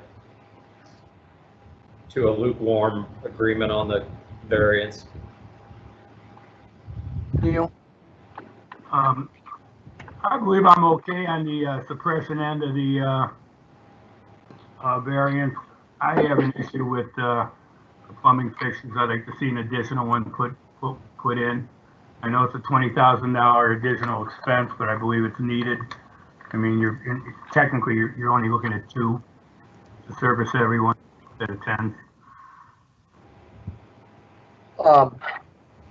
Okay, well, dealing though with item 3 on the fire suppression, I guess I'm trying to get, it would appear that we might be able to get where the appellant wants us to be with some conditions. Mr. Salva, do you feel like you've presented on the plumbing issue yet? Fixtures? Yeah, I've let you have additional questions. I presented what I would like to present on the plumbing. I think you heard from Neil Gehring some of his thoughts. Gentlemen, other thoughts as it deals with the plumbing fixtures? Yeah, Mr. Chair, Paul Began, I think I agree with Mr. Gehring. You know, just serving the barn itself, the evacuation load of near 200 people. That's 2 fixtures for that number of people. It does seem high to me. I think in addition, an additional toilet or toilet room, if the appellant wants to do that, I think is probably in order. Brad? Yeah, I guess can they just add another water closet and have they'd have 3 water closets? Is that correct? Am I missing something? You can't really do that in a female bathroom. Just add another toilet in there without having a compartment. But you'd have, yeah, wouldn't it fit, have a compartment in there? There's not enough room to fit a compartment in there as it's drawn. There's just, the space requirements are not enough. I mean, the practical solution would be to add another restroom, either to the plan north into the mechanical room and have that modified, or add one to the plan south across the hallway in the storage room.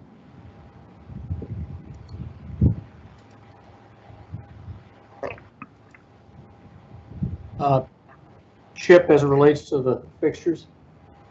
I would support requiring an additional restroom. Okay.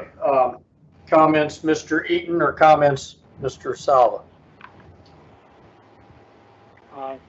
This is Mr. Salva, and if we look at kind of the numbers are by calculation at 240 occupants, the likelihood of there being that number of occupants at any one time in the building are so few and far between. And what I think Kim and Perry would say would be a rare event, or as a venue that would have that number of people. So roughly we have 120 women, and there's 65 that had been in the A3 building. I think the ratio is slightly different. So I'm not trying to crunch numbers here to benefit us. I do think that 200 occupants would be a more common number, and at that point, even with 200, I guess we need two water closets in the women's.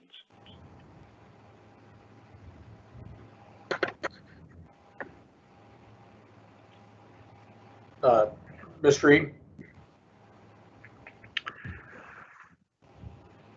Yeah, I could see there's no way to control the occupant load, so the potential's there for that number. So I guess I'm in agreement if they can get the additional fixtures. As far as the FlameX product, I was just curious if that was going to be an inside and out application or just on the interior surfaces. Well, our thought was it would just be on the interior surfaces, but it could be on the outside as well. Kim and Perry, do you have any? Were you thinking differently than that? Well, we were basically following the guidance of the fire marshal, which he required that it was placed on the inside of the interior, which would be the area most likely if a fire would start.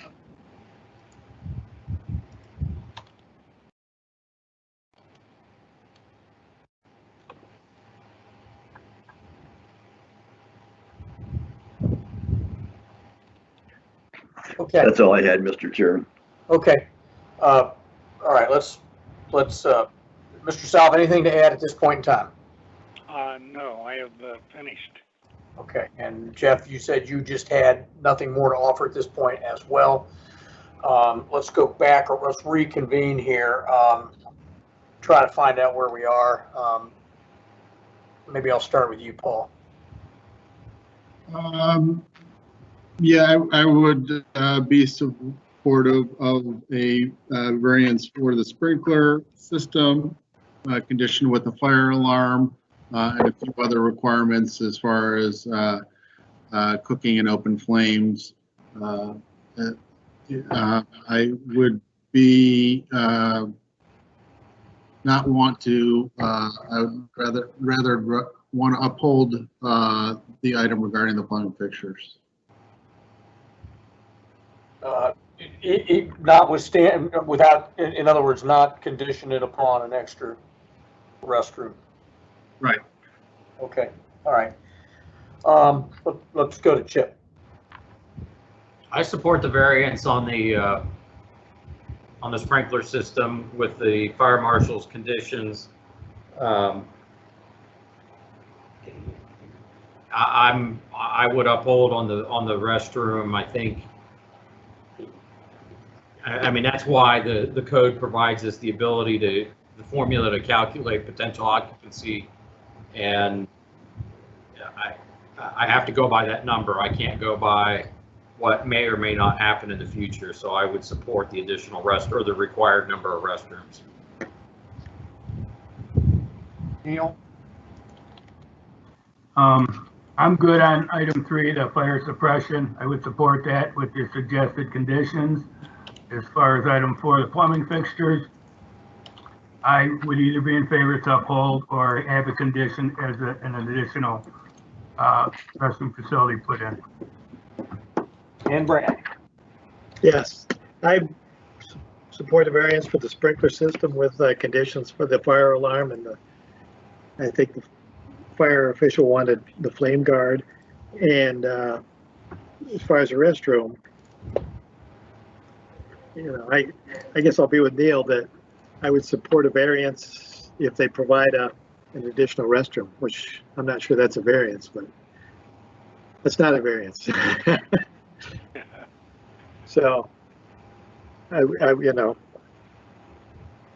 I'll go. They need to provide additional restroom or water closet, I guess it is. Mr. Salva, let me ask you a question. What's in your client's best interest?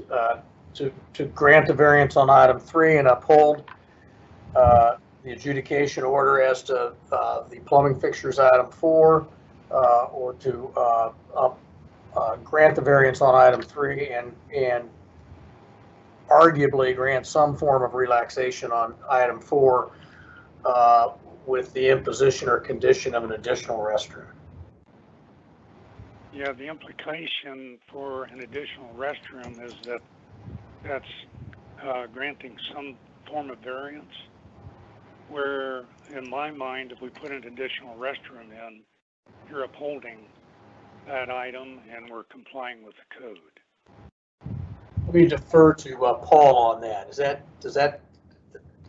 He's correct, isn't he? Yes, that's why I was stumbling when I was mentioning that I would be in favor of upholding item 4 of the adjudication order. Okay, well, then really, Chip and Paul's sentiments and Neil's and Brad's, although stated differently, are really one and the same, correct? Right. Okay, and I would be in agreement of granting the variance on those conditions that we've discussed on item 3 and upholding the adjudication order on item 4. But before we get to Paul's homework here to do some conditions, unless those are already done on item 3, I would invite Mr. Eaton or Mr. Salva any further opportunity to be heard.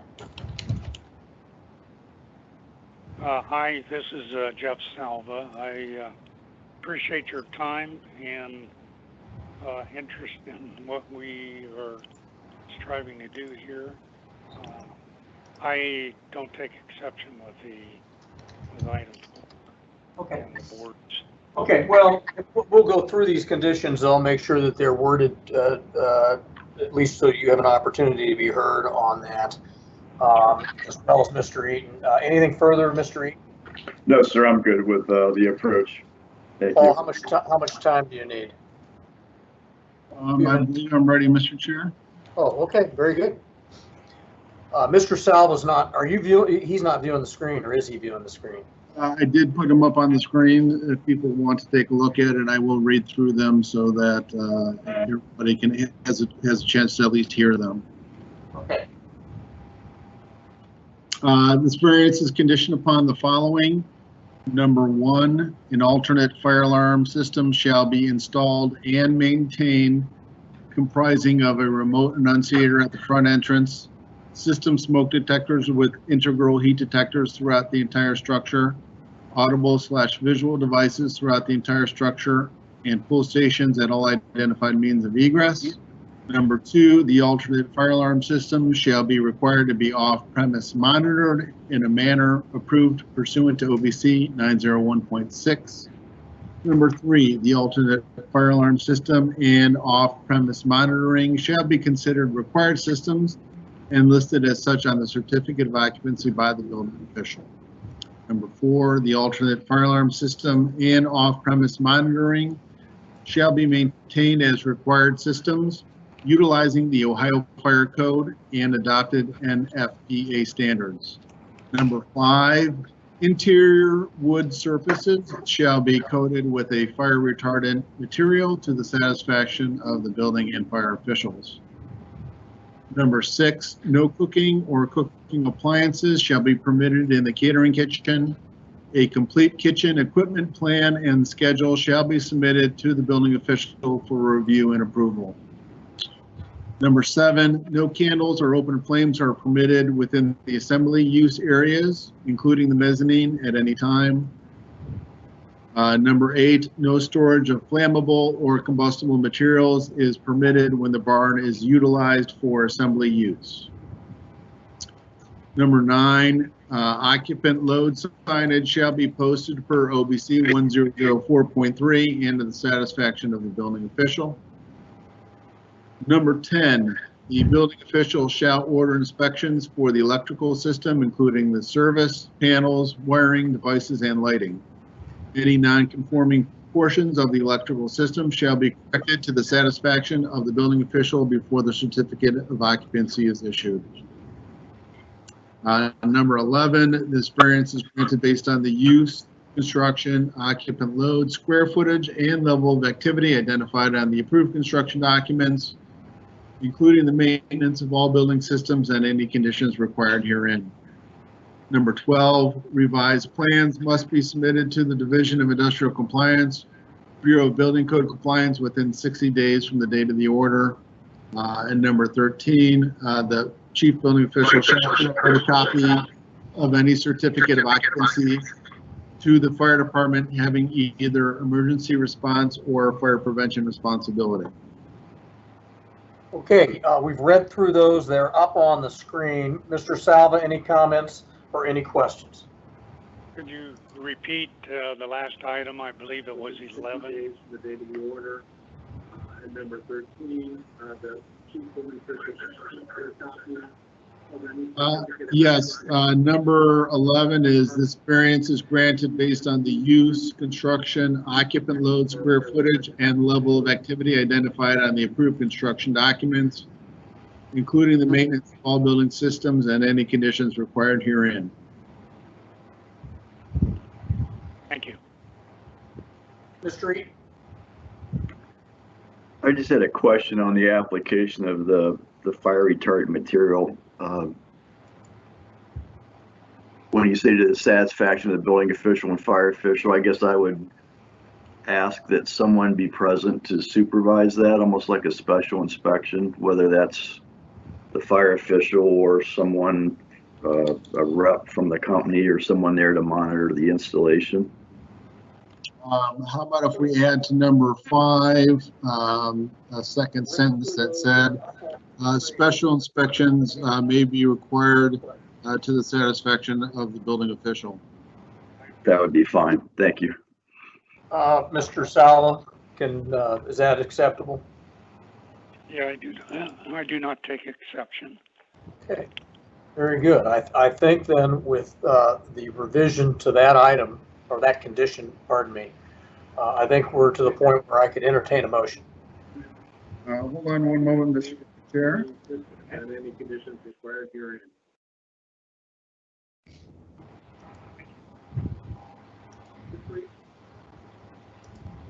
I just had a question on the application of the fire. Okay, so we have the delay because someone needs to mute. Because I can hear. Yeah, it's repeated. Right. Doesn't sound so good when you hear it, does it? Exactly. All right, Mr. Chair, I have a motion if you're ready. Yes, please. For Board of Building Appeals case number 20-0052, the appellant is Kim and Perry Doran for the premises Lane 57 Farm Sales and Event Barn at 5481 Babbitt Road, New Albany, Ohio 43054. The appellee is Jeffrey Eaton, building official, Bureau of Building Code Compliance for the state of Ohio, and adjudication order number 2020-06-0031. I move to grant a variance for, make sure I got the right, for item 3 of the adjudication order, subject to the conditions previously read into the record, and uphold item number 4 of the adjudication order. Okay, that motion's been made. And may I add, noting the no objection of the building and fire officials. Okay, now the motion's been completed. Is there a second? I'll second, Mr. Chair, Chip Welch. All those in favor of the motion as stated signify by saying aye. Aye. Aye. Any opposed? Motion, Mr. Salva, Ms. Dorn, is granted on those conditions. Thank you very much and best wishes. Thank you Thank very you. much. Okay. Mr. Chair, Yes. take a quick break. Sure. Sam, we'll go off record for maybe 3, 4, 5 minutes. I'm not sure who else is on, but I see Mr. Witter's on for the next case. So Susan, you can do a survey if you would. Especially, Thanks. let's fix it going off record.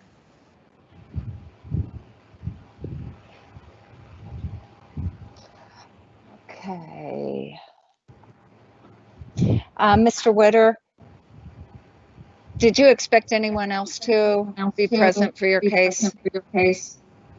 Yes, I have. I believe the owner was to be keyed in on this meeting also. Okay. And I have with me the general contractor here for the project. Okay. Thank you.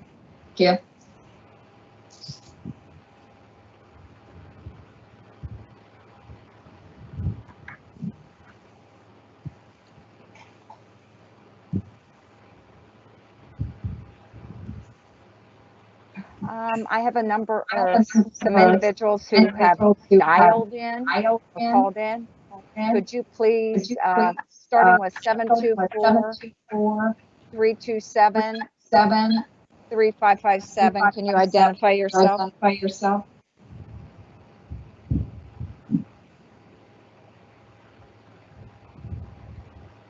You can unmute by hitting *6 on your phone.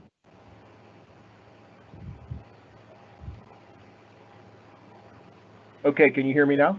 I can. Okay, sorry about that. That's okay. Who am I speaking with? My name's Dan Wookich. I'm the owner. Oh, okay, great. Yeah, Once the time comes back, they will start your case. Awesome. All right, thank you very much.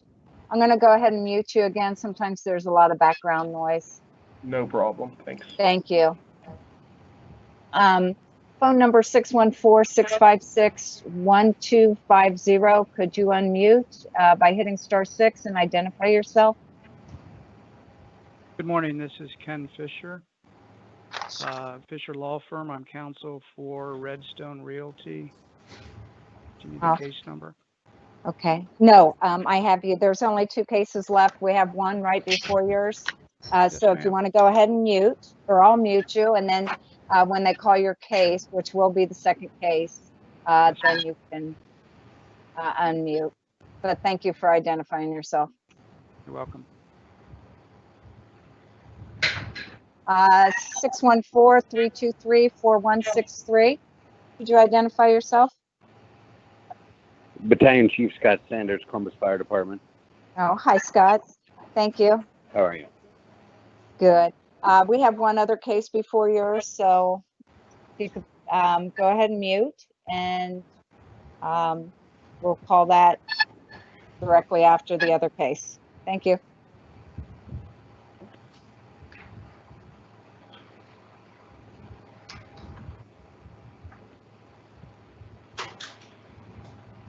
Mr. Fisher, while we're on break. Mr. Fisher, can you hear me? Just hit *6.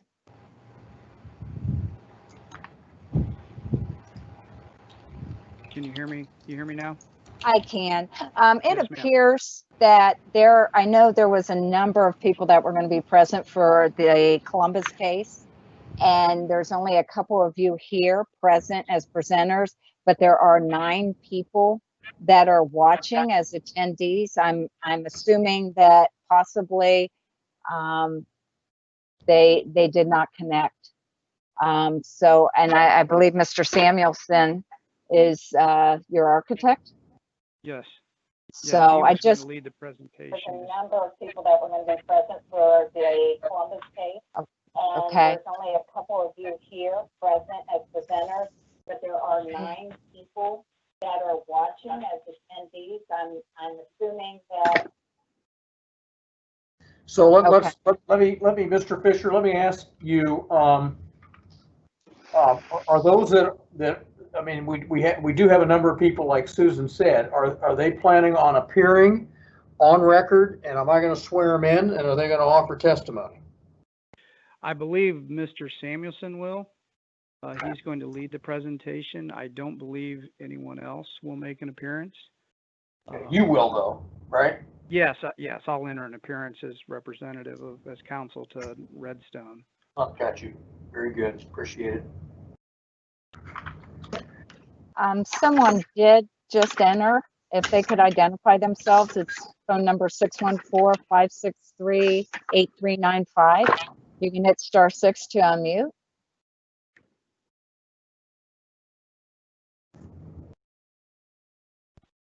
Thank you. Who am I speaking with? Kyle Elbert with Redstone Realty, Okay. Campus Partners. Thank you. Go ahead and mute, and we have one other case before yours.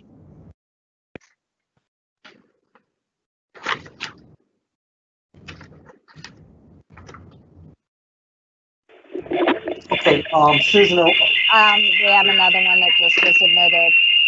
Someone needs to mute. Okay. Yeah, they just did. I don't know who they are, though. It's a 614-724-0941.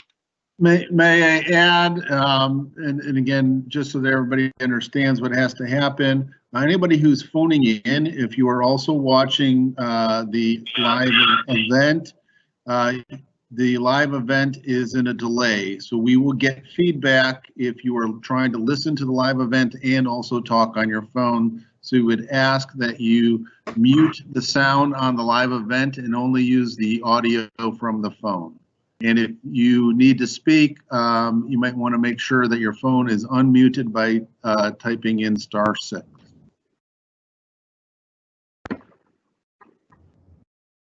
Okay, so do we have Mr. Witter?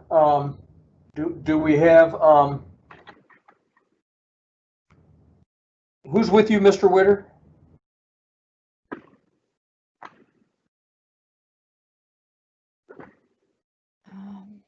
Mr. Witter, you're muted.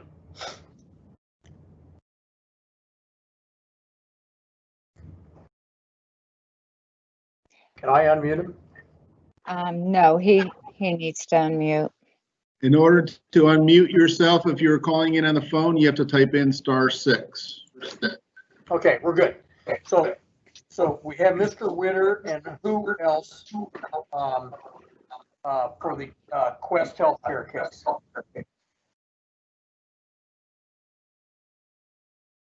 Mr. Witter? Yes. So Can you who's, hear me? yeah, I mean, I know you're appearing for Quest. Who else is appearing with you? I have in the room with me, Tom Hall, who is the general contractor for the project. Okay. And then, is Steve Wukich here? Hello? Dan was here a minute ago, Okay. not in the room. Okay. I think I just unmuted myself, so. Okay, is that Mr. Wukich? Yes, it is. Okay, great. And, Mr. Lukin, I just want to note again, I just muted you. Again, if somebody is on the phone and also watching the live event, we are going to get feedback and we cannot continue. okay, and is Mr. Eaton on? Yes, sir. Yes, sir. Okay. All right, let's call this case. Again, you're gonna have to mute. I don't understand why we're getting this feedback, Mr. Chair. All right. Someone who's on telephonically would need to mute unless they wanted to speak, and they would be able to unmute by *6. Okay, we're not getting feedback now. Let's see if we can call this case. This case was set for 11 o'clock on our docket. It is a Division of Industrial Compliance case, and it is 11:15. It is case number 20-0070. Deals with the facility or the premises located or occupied by Quest Healthcare, located on Canton Road in Carrollton, Ohio, and the divisions. See, we're getting feedback again. Someone needs to mute. The divisions.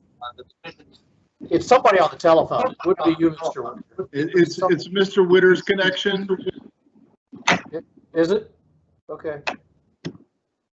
So, all right. The division's adjudication number is noted on the docket.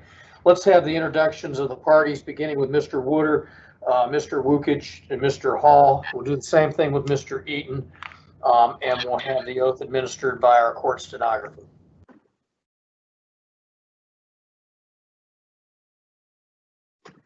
Mr. Witter, you'll need to unmute now. Okay. I must be the one giving feedback, but I'm not on a phone, so.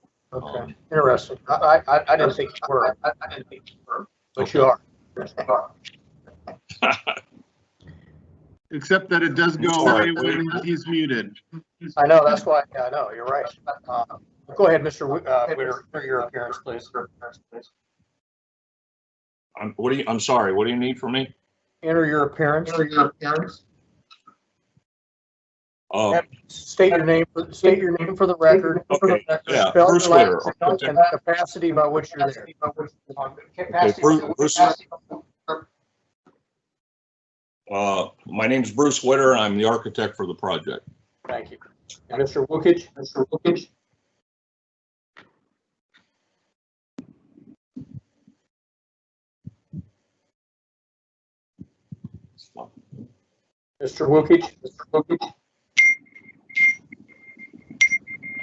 I'm sorry.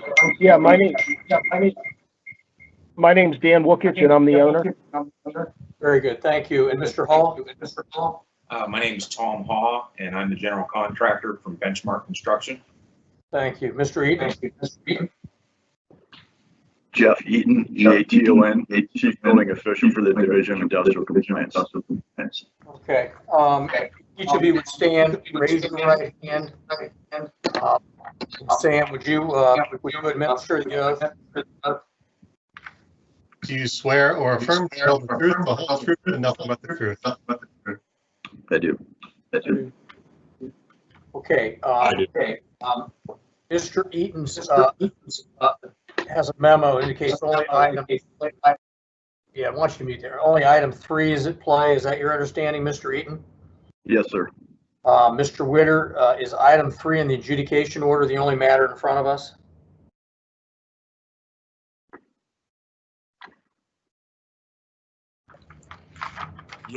Yes, sir. I'm sorry. This keeps going to unmute automatically or mute. I'm not sure what's going on.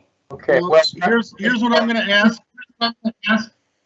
Mr. Witter, that unless you are going to speak, if you could stay muted, otherwise we're gonna get feedback. When you are speaking, we do not get feedback. Okay.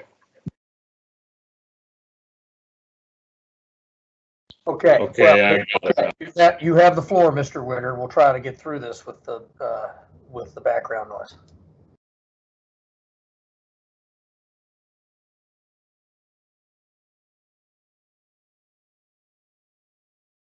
Okay, we have a citation here to provide smoke control in this facility, which is an existing 3-story building. Each floor, though, has its own direct access to the exterior. The building is constructed as a 5A protected building. We have a complete fire suppression system, a smoke control system, or a fire alarm system, and we have installed a complete in-house generator. My citation is to provide smoke control areas that I'm having technical difficulty trying to complete that with the existing layout that I have presented in the existing building here. In addition to that, I have each floor fire separated and smoke separated from each other. The corridor is fire rated and smoke separated as a hallway with direct access to the exterior. I do not have more than 200 feet of travel out of the building. I have 20 people on the lower level, 16 on the second floor, and 16 on the third floor. And I have my fire area separated in less than, all of them are less than the 22,500 square feet in the building. So in order to create hallway separation that I believe I'm being cited with here, I can't achieve that and go across the whole building and comply with this section as I understand it. So due to all those safety issues that we already have in place, the least amount of travel that we're going here will be, 100 foot to an exit. The costs involved in tearing this building apart to put 2 smoke chambers in, I believe we have a quotation of $45,000 to $50,000. We're asking for relief of this citation here of the building code. I have in addition talked to the local fire marshal. He is not having any objection to what we're talking about.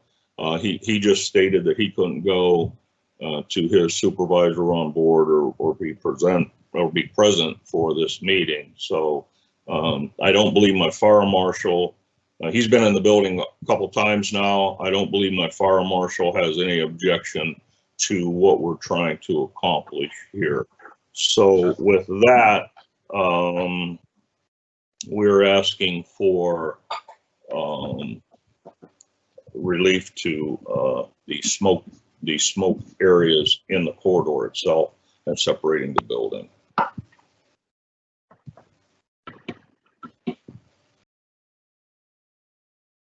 Okay, any questions to Mr. Wetter at this point?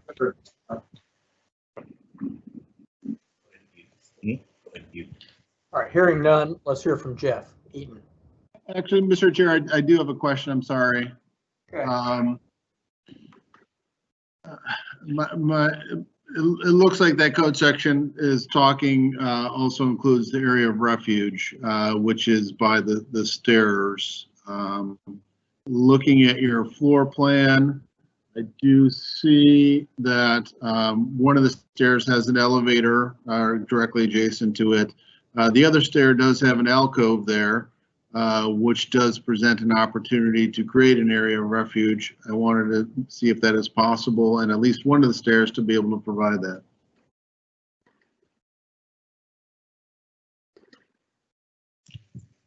Yes, I can make area of refuge within the stairwell itself. We were trying to get that, the information I had in a letter back to me was to create a fire separation across the hallway. Yes, we already have stairwells, which are already 2-hour rated stairwells. We can create area of refuge and would like to create area of refuge within the stairwell itself, keeping in mind that each floor, that stairwell has direct access to the outside on the second floor. We go straight through there to the direct exit. When I'm on the second floor, then I have the stairwell there. I think we have the second floor called up here. No, this is the second floor here. What do we have? We have the first floor called up. The first floor here has 5 direct exits to the outside, is what you see. I would not be concerned about the first floor.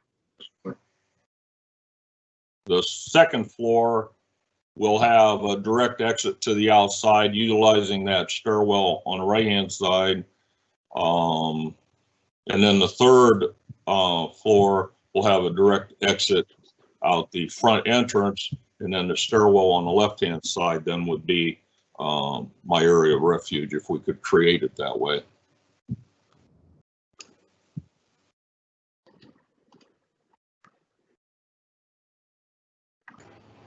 Mr. Witter, this is Chip Welch.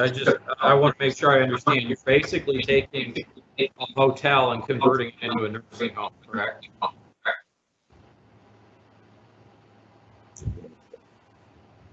Taking a hotel and making it assisted living. Yeah, this is a hotel, and we're turning it into assisted living. Okay, what is the level of care or the level of disability of the folks that are going to be living here? Could we have, I believe the owner can answer that question. Can he do that for us?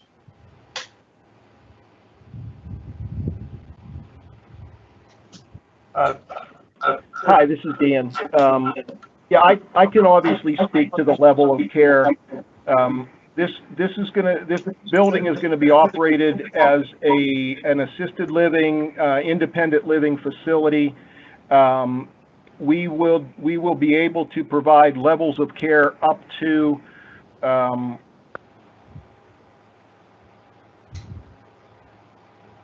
nursing facility. We will have nurses on.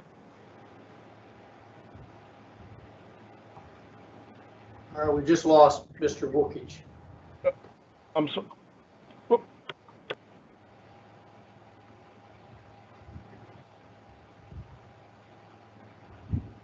Okay. Well, okay. Am I back? Yes. Am I back? Okay. Sorry about it. I don't know what happened, but yeah, no. Because of the certification that we have, we're limited in the level of care that we are able to provide, and that's based on the licensure. So we cannot provide long-term levels of excuse me, of skilled nursing care.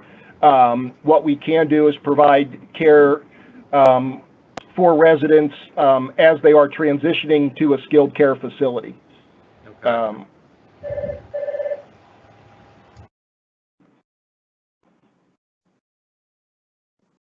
So it will primarily be independent and assisted living. And assisted means things such as help with their medication and things like that, just just supervisory. But there are people that would potentially be ambulatorially challenged in terms of getting around. Potentially there could be, and again, as they decline and we're unable to meet their needs, then we make the arrangements for them to transfer to an appropriate facility. Right. We actually have two campuses in Pennsylvania that we do have separate independent assisted living and skilled nursing, which is nice to have on the same campus. So as the needs do arise, we can do that. But we've already been in touch with Carroll, the nursing facility in Carroll County, the skilled facility, to have transfer agreements for residents that would be in need of additional care that they would provide that we wouldn't be able to. Thank you. Sure. Okay, any other questions of Mr. Witter, Mr. Wukich, or Mr. Hall at this point? And yeah, Mr. Chair, Paul Began here. I do have a question just so I understand the building a little bit better. So 3-story building here, we have at-grade access on the first floor and at the 3rd floor on the north side.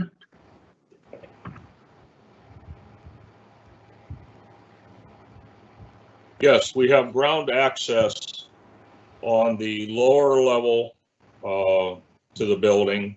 We have ground access to the 2nd level of the building, and then the 3rd level we have access directly to the outside also, ground level.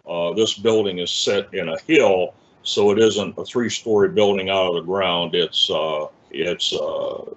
3 stories set into a sloping hill, which is how we're able to achieve direct exit out of all 3 of those floors.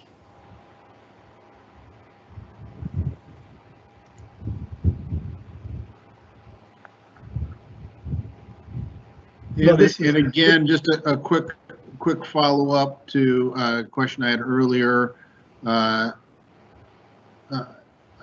think you let me know, but it does seem that it is possible on the 2nd and 3rd floors to create an area of refuge on the south stair. Yes, the way that's designed right now, we can create an area of refuge rather easily before we get into the stairwell with that area that used to be called a vending area, which was no longer vending. So on that south side, that stairwell can be created, that area can be created as an area of refuge, absolutely. And this is Dan again. If I could add, it might help explain our operating procedure. We're required and we do monthly fire alarm drills. So if we identify residents that might need a little extra help, we locate residents as appropriate. So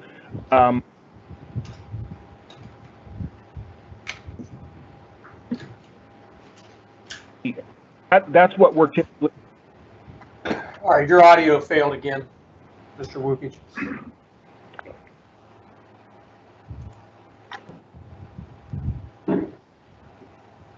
I'm sorry, I'm not muted, but anyway, what I was saying is if we're used to the area of refuge, that's typically our first response to any type of an emergency, and then from there we obviously do an evacuation. But again, our regulations require us to do a monthly fire drill so we can identify the residents and the needs that they might have in the event of an emergency.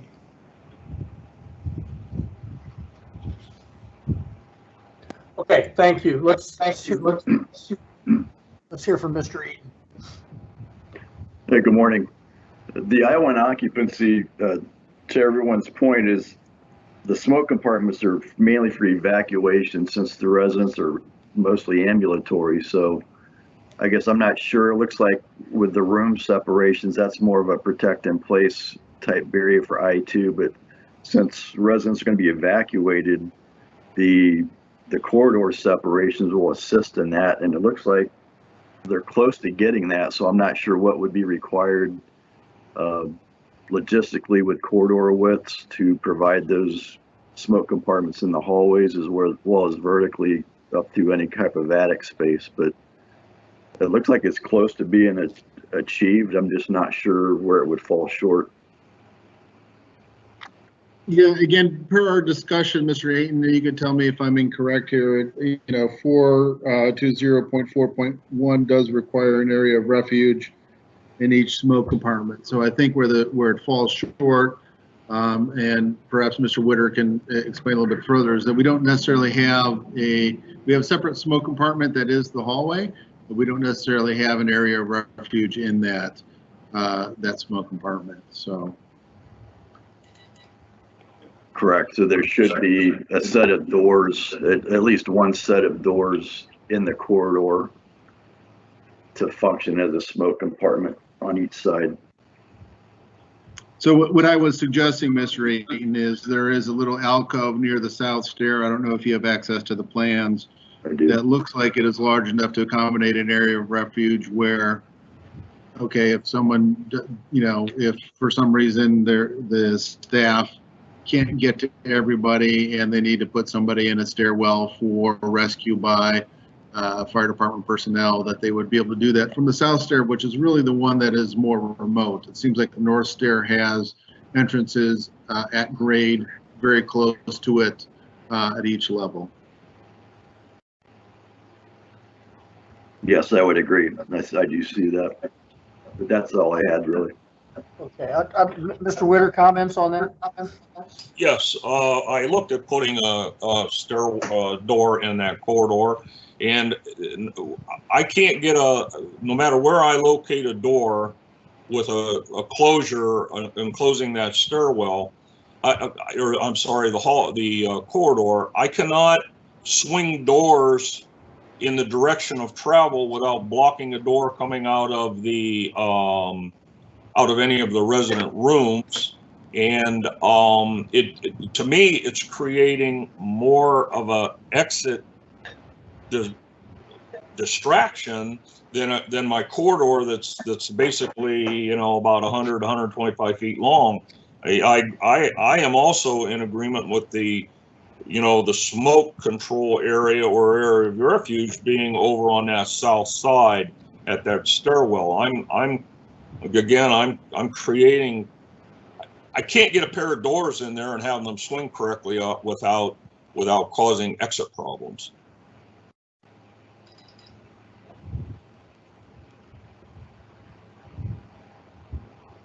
Okay, any further questions of either of the parties by members of the board? Yeah, one further question regarding the fire official. Has anyone spoken with the fire official about this, and do you have any comment from him? Yes, this is Bruce. I have spoke with the fire official and went over this requirement with him and went over the exit area of the building, and he was in agreement with, I guess, my point of view at the time, that we're so close to an exit, we want to get these people out of the building and not have them in the building. So I think, I don't want to put words in his mouth. I think the legal opinion of his was he would not object to us not having smoke area of refuge within that corridor area itself.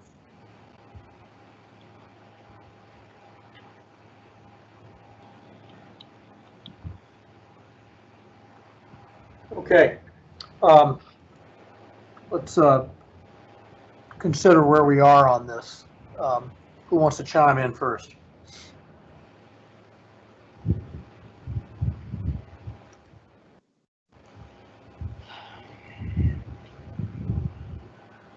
I'll throw it out there. I think I could be supportive of a variance with a letter of no objection from the fire official and the creation of an area of refuge on the south stair on the second and third floors.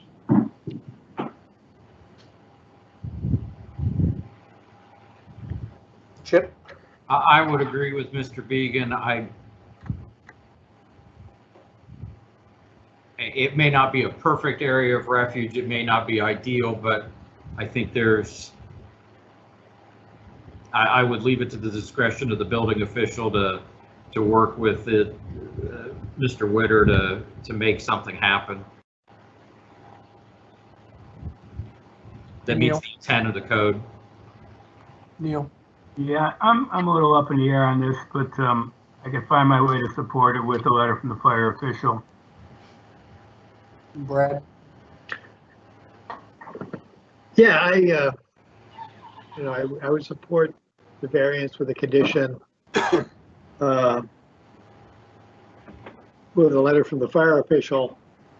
And it seems like if they can provide a refuge area here, it would then at least partially, it would satisfy the concerns of the code in having that there. I don't know, it looks like, I'm not sure what his door issue is, but looking at the plan, there's a door there now that swings in, so seems like you ought to be able to work something out. It would be reducing the corridor, Brad, putting a door in the corridor to reduce the smoke compartment area. So kind of really, it's because of the large size of the smoke compartment area. And I would agree with Mr. Witter that adding a door in the corridor really, although the benefit would be reducing the size of the smoke compartment, the disadvantage of that is reducing the path of egress travel, which I think if I was going to pick one of the two, I'd rather have the egress travel be more important than a smoke compartment. Then get out faster. That's that much the better, rather than limiting the amount of smoke. Brad, you want to comment on that? Yeah, I guess I don't want to get too far in the weeds on this. I think I'll let the architects iron this out, where they want to, how they want to handle that. So you'd be supportive of the variance conditioned on the letter from the fire official? Yes. Okay. Mr. Witter, last word? No, I think, are we talking about putting a smoke area of refuge in that exit stairwell there to the south side? I think maybe I was misunderstood. We can certainly get a door in there. That's not where I was talking about not being able to get a door in. I was talking about in the corridor itself. So an area of refuge can certainly be created fairly easily in that south exit. Mr. Eaton, any final word? No, sir, I'm good with that approach as well. Thank you. Okay. Paul, do you need any time? No, I have conditions prepared. If you give me a moment, I will throw them up on the screen so that everybody can take a look at them while I read through them. Okay. So let's stay on there.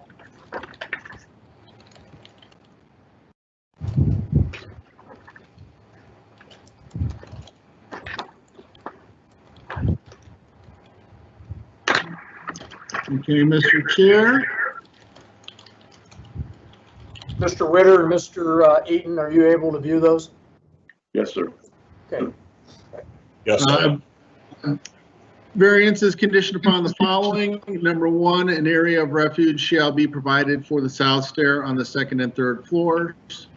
Number 2, this variance is granted based on the use, construction, occupant load, square footage, and level of activity identified on the approved construction documents, including the maintenance of all building systems and any conditions required herein. Number 3, a letter of no objection shall be submitted by the fire official to the Board of Building Appeals and chief building official before the certificate of occupancy is issued. And correct me if I'm wrong, Mr. Eaton, this is noting the no objection of the building official. Yes, sir. Okay, questions or comments, Mr. Witter?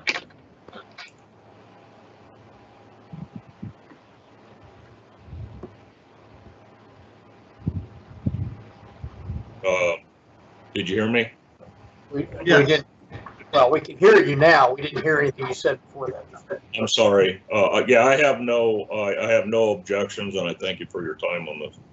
Thank you very much. And Mr. Eaton? I'm good as well, thank you. Okay. I'd entertain a motion. And yeah, Mr. Chair, let me just add for the record for Mr. Witter that the letter of no objection from the fire official, that really should be spearheaded by you and the owner. It is not the requirement of Mr. Eaton's group to chase that down. I would agree with that. I have no problem with that. Okay, thank you. Thank you. And if you're ready for a motion, Mr. Chair. I am. For Board of Building Appeals case number 20-0070, the appellant is Dan Wukich for the premises 111 Canton Road Northwest, Carrollton, Ohio 44615. The appellee is Jeffrey Eaton, building official, Bureau of Building Code Compliance for the state of Ohio, and adjudication order number 2020-020048. I move that the variance be granted, subject to the conditions previously read into the record and noting the no objection of the building official. Okay, that motion's been made. Is there a second? Second, Mr. Chair, Chip Welch. Motion's been made. It's been seconded. All those in favor say aye. Aye. Aye. Any opposed? Gentlemen, the motion passes on those 3 conditions. Best of luck to you. Thank you. Thank you. Yes, yes, thank you. Our pleasure. So I got an email from Susan, and in our preceding case, Kim Doran had apparently had an audio malfunction and was trying to advise us of something, the significance of which, or the subject of which I'm unclear. But I did tell Susan that we could recall the case. Apparently she's on standby. Jeff, we would do it now since Jeff is still on the phone or still on MS Teams and allow her to complete her record. So if we don't need a break right now, let me do that. I want to reopen case number 220. 0052, which is the Lane 57 Forum of Sales event. I understand, and I don't know if Mr. Salva's on or not, but I understand, Ms. Dorn, you are on? Yes, sir, I am on. Okay. Thank you so much for. That's okay. And then taking Mr. up our Reed, you're still on, correct? Mr. Reed, you're still on, Yes. correct? Yes, Okay. sir. Okay. So our apologies or whatever the malfunction was, Ms. Dorn, but you can make your record and tell the board whatever you'd like to tell them. Great, thank you. When we were going over the 13 items, Mr. Eaton, you had mentioned about having somebody present while we do the spraying. Last weekend, we had the concrete people fix some of the errors and we had to move everything out. We notified the fire marshal on Thursday to ask about the fire retardant, and we were researching on painters to have it done, and he recommended or advised us that we could do it ourselves. So we have put quite a bit of the fire retardant on already. So I tried to get back on to advise you or to let you know that We've got probably just about 1 gallon left that still needs to be put on. And but I wasn't able to get that comment out. I hear you. Mr. Eaton, does that frustrate the condition? It's just, Fire marshal said, oh, I'm sorry. it just complicates it because there's a coverage rate that's required. That again, without the coloring, it's hard to tell what was treated, what wasn't. Okay. And I know there's a lot of exposed wood surfaces, even the stairs, the stair structure, the walls. You know, I don't know if you've got any kind of an invoice that shows how many gallons were purchased or anything like that. I but do. It's hard to concur without having someone there to supervise that or witness the installation. Not negating what you're saying by any means. It's just for us to accept it and point to that. It's difficult. Okay. I do have within the package, it comes with a certificate of fire retardant wood treatment, and it explains about the invoice number, the date when we purchased everything, the material, the square footage that was treated, how much is spread, 30 to 350 square feet per gallon. That I have not filled out yet, but we're happy to do that. Or what the remainder of what needs to be done. We were having the fire marshal come back out just to verify what we've done so far. But we're obviously open for anybody to come out while we complete the rest of it. Hey, Jeff, this is Neil. What about an affidavit from the actual contractor that did the application stating all the areas that it was applied to? The application was done by Perry and myself. Oh, okay. That's where the difficulty comes in. Are you saying that you would recommend a painter to do it or somebody other than ourselves to do it? No, not at all. It's just anytime there's a specification on how it's applied, then there should be someone there that's qualified, either from a representative from the company or the architect or special inspector. But you know, the rate of application and what was covered without, especially if it's not visible afterwards, is difficult to agree that all surfaces have been protected. Right.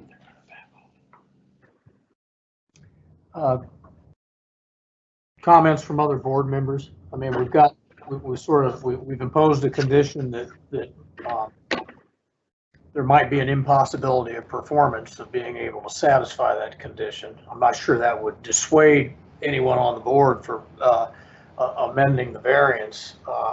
But how do we want to work through this, if at all, or just let our order stand? What was the total cost of the fire retardant product? That's a good question. I put it on my credit card. We had purchased 8 gallons, and we went by the information that was provided to us, which was stated 200 to 300 square feet per gallon. And we have, what was it, 1,600 feet? Or what's our footage? 1,600. So we bought 2 extra gallons just to be on the safe side. Okay, and was that Mr. Dorn you were just talking to? It was. Okay, I just for purpose of the record, you were sworn in when we convened the hearing, and Yes. we reopened it. So Mr. Eaton and both of the Dorns are still under oath. Yes. This is Brad. I mean, you could make a calculation if you knew the square footage that you covered and the gallons that were used.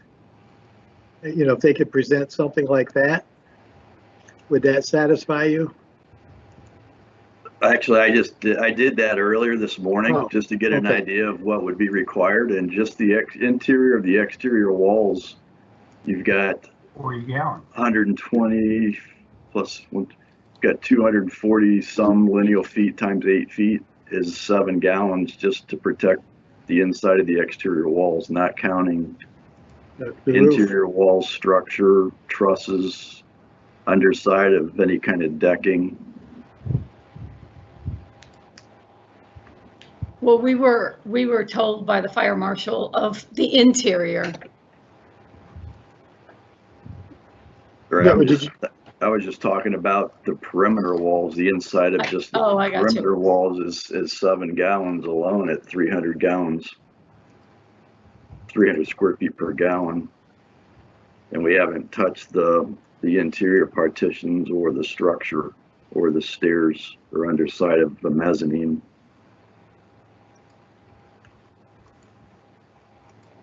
Well, here's what I would say, Mr. Chair. I mean, I think our condition on this is really, it was the fire official that requested the application of the fire retardant material. And our condition is that that fire retardant material shall be applied to the satisfaction of the building and fire official, and the addition of special inspections may be required by the building official. I think that condition is open enough to allow Mr. Eaton and his group to be able to work with the appellant to meet the requirements of that condition. Sounds like it sounds like it to me as well. It might be more difficult and onerous for the owner to meet that condition in the eyes of the building official. But I haven't, this is just me speaking now, I haven't heard anything in the reopened record that would dissuade me from still imposing that condition as it's written. But I'd invite comments from my colleagues on that. I just heard from Paul, so I know what his thought is, but others. Hey, I agree. You know, Jeff can make the calculation. She can show the receipt of the amount that was purchased, and make a decision that way. I mean, I have no idea how you paint the trusses. That would be a lot of work. Well, is this sprayed on or hand applied or what? it's a spray on. Oh. So, I mean, it's liquid and it goes basically in a container for a spray on. Okay. I mean, I think, Ms. Dorn, you're in a position where you need to be a lobbyist and an effective one to convince Mr. Eaton of his satisfaction as it relates to that particular condition. Okay. But I mean, unless my colleagues believe that we need to redeliberate on the terms and conditions of the variance, I think we've allowed you to make your record. I think we can close that record. I think our forthcoming order would stand. And maybe you face a little higher bar of a challenge than you would have otherwise had you not started the process. But Chip, do you agree? I do. I think that the condition is there, and it's up to satisfy the fire official and the building official that the condition's been met. Okay, and I think I heard from Brad. I think he agrees. I haven't heard from Neil. I also agree too. Anything further, Ms. Dorn? No, sir. That's Okay. it. So, Anything further, Mr. Eaton? No, sir, thanks. We'll work with the owner and the architect. Okay. Most Thank you. efficient path, you bet. Okay. thank you very much. We will, thank you. We'll adjourn that case. And Susan, I think we do have the speaking parties at least on the phone for our last case, correct? Correct. Okay. Anybody need a break? Okay. We're going to call last case on our docket, which is case number, it's a Columbus matter, by the way. It's case number 20-0065. And it deals with the premises located at 15 East 15th Avenue and 1800 Pearl Street, located here in Columbus, and the city's building department's adjudication number is noted on our docket. Let's have an introduction of the parties, beginning with Mr. Samuelson on behalf of the appellant. Well, I guess what I'd like to do is we'll have, well, what we're going to do is have Mr. Fisher enter his appearance, and then he can identify, let's do that. Mr. Fisher can identify the parties that he wants on the record. Those that he were to put on the record, I think I would indulge that the oath would be administered. And then I'll get a waiver for Mr. Ghosh because I don't think Mr. Ghosh has counsel and would have the opportunity to have the city attorney represent the building authority, given the fact that the appellant has counsel. But go ahead, Mr. Fisher, enter your appearance, and then we'll do the same thing. And then we'll have it, and then we'll do the same thing with Mr. Ghosh and with Chief Walton, and then we'll have the oath administered, and we'll defer to you then. Yes, sir. Thank you, Mr. Chairman. It's Ken Fisher, Fisher, Fisher Law Firm. I'm counsel for the appellant, Redstone Realty Company. Okay. And then with you is Mr. Samuelson, correct? Yes, I believe Mr. Samuelson with Lupton Roush Architects, the architect of record, is on, and also Kyle Albert with Redstone is on. Okay. And those, is there anyone else that is attending that would intend to testify, Mr. Fisher? I don't believe so. Is there? Okay. Mr. Fisher, this is Jim Samuelson. Yes, sir. I have Greg Riley with Prater Engineering and Brian Troy in our office as presenters as well to answer any technical questions that may come up. Okay. Okay, sounds good. All right. So, so the appellant then be represented by counsel, Mr. Fisher, and those that would be available to testify would be Mr. Samuelson, Mr. Troy, Mr. Riley, and Mr. Albert. And then Mr. Ghosh, would you enter your appearance, please?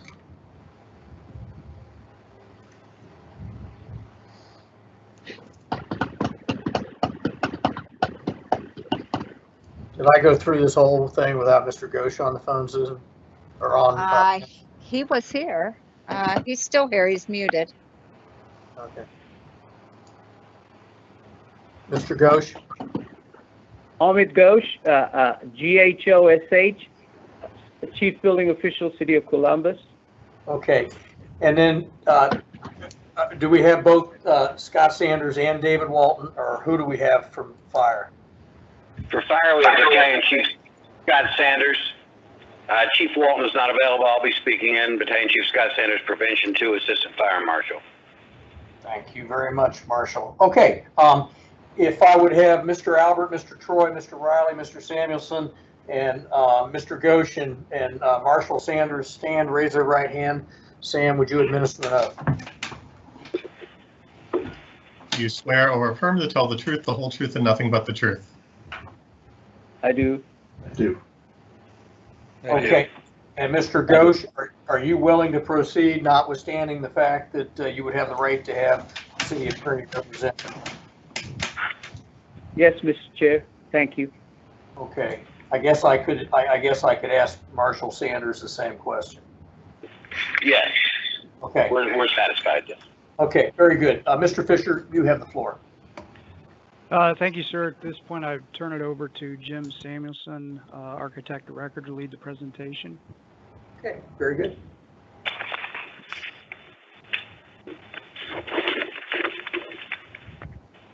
You're now muted, Mr. Samuelson. Sorry.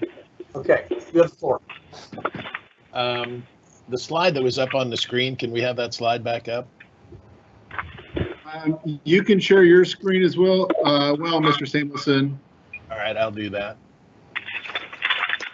While you're doing that, Susan, are we, I understand that we have a timeline here. When you sent me the email, it was 45 minutes before people would have to log back on. Where are we in this? Is that 12:30?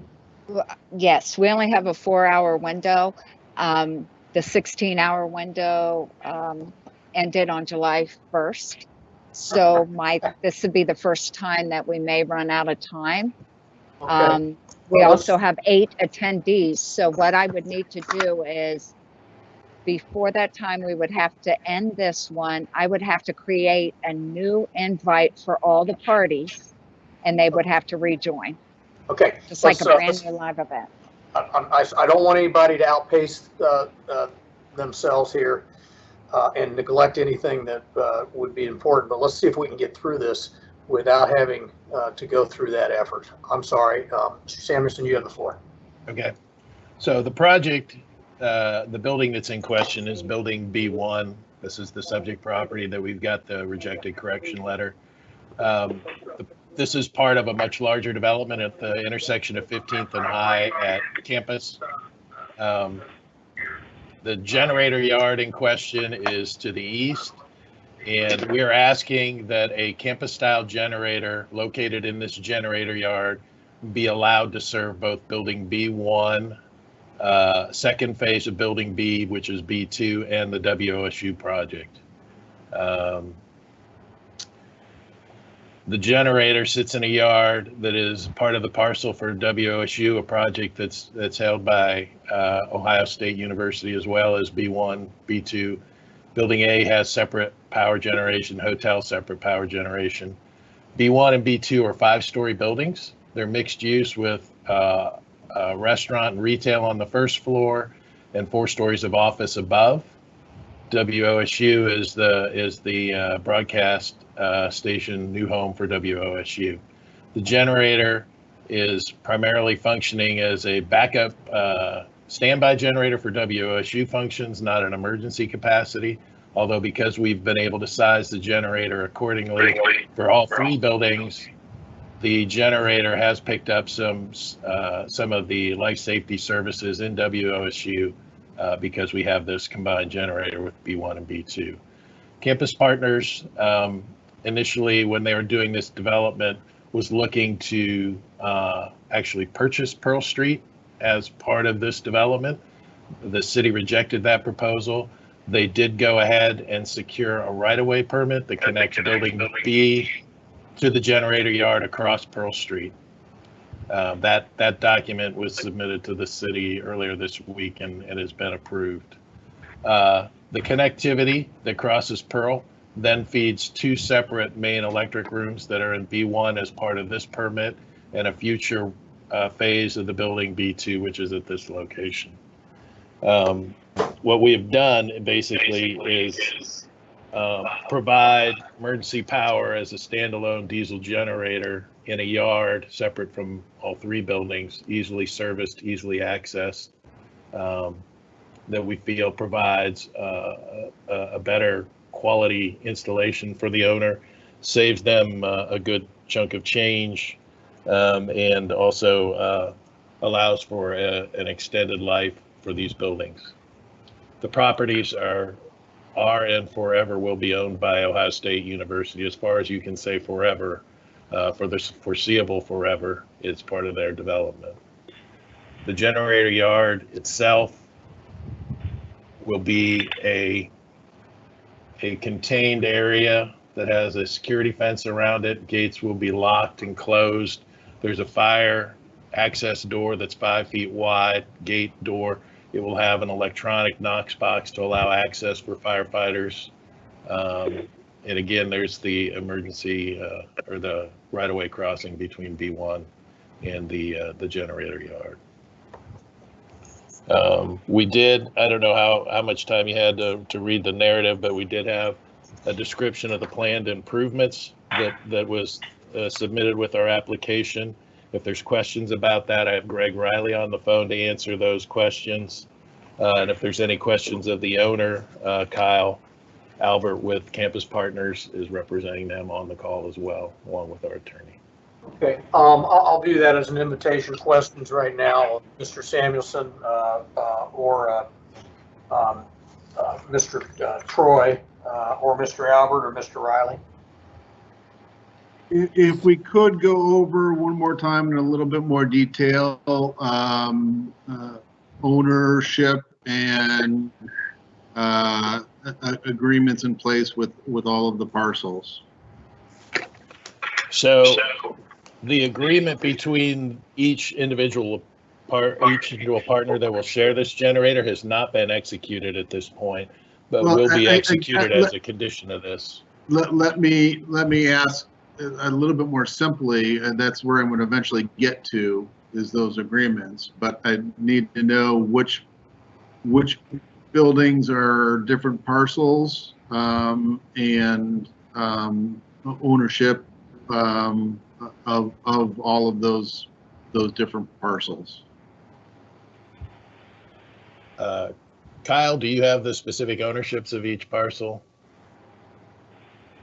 Well, let me jump back. I mean, There's basically two parcels. There's two parcels. There's the WOSU and generator yard.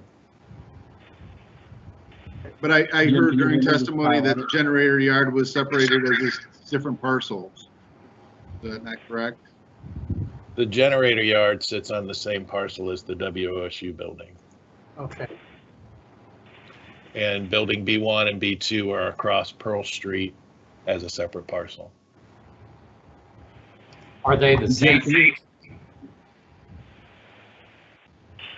This is Kyle Albert with Campus Partners. Can you hear me? Yeah, Mr. Albert, go ahead. So, Jim, could you go back one slide to the overall plan?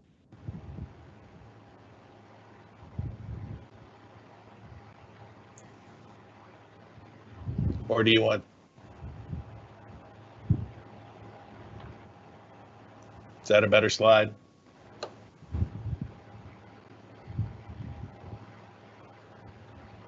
Are you looking at that, Mr. Albert?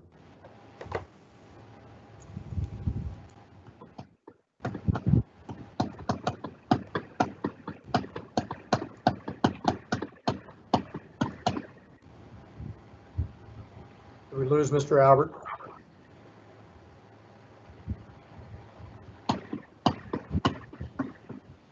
This is Jim Samuelson. I don't hear him right at this point.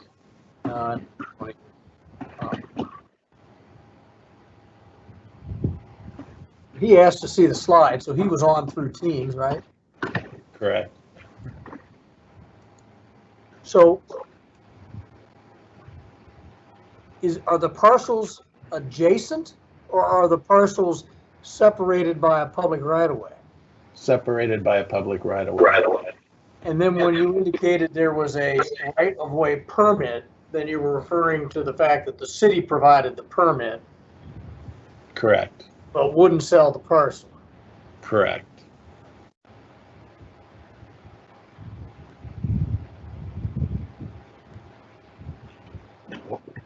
And is there a lease agreement with OSU for the generator yard? The agreement between the two parcels hasn't been struck yet, but it is basically one same ownership. I mean, it's Ohio State. I don't know the specifics of each parcel as it relates to B1 versus WOSU, but the agreement, there'll be a service and maintenance agreement and for both WOSU and the building B site for that generator. So, Mr. Samuelson, do I understand then that both parcels are at least Ohio State affiliated in terms of ownership? That's correct. That's my understanding. I mean, they may be separate entities that hold title, but in the end of the day, it's university. It's university ownership. Is it a ground lease then? It's a permit to cross the right of way with the electrical connections between the generator and building B. There's a series of conduit feeds that are encased in concrete that will connect our generator that's on the WOSU site to the building B1 site. All right, we're going a little bit farther here. What I don't understand is, hey, they're separate parcels, OSU owns one. Then I hear, well, OSU owns them both. So how? Well, there's two parcels. Who owns the two parcels? I just got a text from Kyle Albert, who got kicked off of the meeting. He's trying to reconnect. I don't have the ownership name for each parcel. But let's just stop there for 1 second, Paul. Let's just assume for the moment, and maybe Mr. Albert will correct the record, but it would seem that while the parcels may be owned by two separate entities, they're both Ohio State related. But then the city has the public right of way, or does the state have the public right of way? I believe that's a City of Columbus owned right away. You know what? Let me do this, Mr. Samuelson, and we'll wait till Mr. Albert gets back on. Any insight here, Mr. Ghosh, on Mr. Beegan's question? Yes, Mr. Chair. I believe Campus Partners is the developer, and they own the land on both sides. And Pearl Street is owned by the City of Columbus. And I do know that Campus Partners offered to buy Pearl Street. Somehow that didn't materialize. And I have talked to Public Services Department, and they said that the right-of-way permit that they granted should suffice for that conduit passing Pearl Street, and that if my concern was, what if there's right-of-way work, but people that hold those permits do get notified if that's the case, if the city decides to do improvements on Pearl Street, and that's for that reason they have provisions for 2 temporary generator hookups with buildings B1 and B2. I hope that answers the question. Okay. I mean, is a concern from the city that someone can go out in the right of way and cut that power line without the connection, without the owners of B1 and OSU knowing it? Because they don't really have an easement across there. They just have a permit for the right of way. So I think at least for Paul's, I think purpose of his question, he can state the basis of his question is, it's just, you know, what happens if the ownership changes on the parcel without, you know, certain legal documents that are in place that would preserve the integrity of any variance or shared generator? I mean, I think that's the purpose of his question. that is a good question. You know, did you have to guarantee to provide me emergency power if this ever gets sold in 50 years from now or something, or 20 years? Right. That, I guess that's an interesting agreement. Mr. Chair, may I? Please. Jim, did you not write in your narrative that there's a legal document that's forthcoming that will establish the power sharing agreements, and you will give a copy to us so that we can have it verified by the or reviewed by the city attorney's office? Yes, I did. This is Jim Samuelson. We did note that there would be an executed association ownership, operation, and maintenance agreement for approval by the city attorney. And that hasn't happened yet, but I didn't want to get the cart before the horse here either. So we're in the process of trying to meet the life safety intent by getting approval to allow a campus-style generator to exist on a parcel east of Pearl to serve a building west of Pearl. And that was kind of the extent, I thought, of what the adjudication order was going to be about.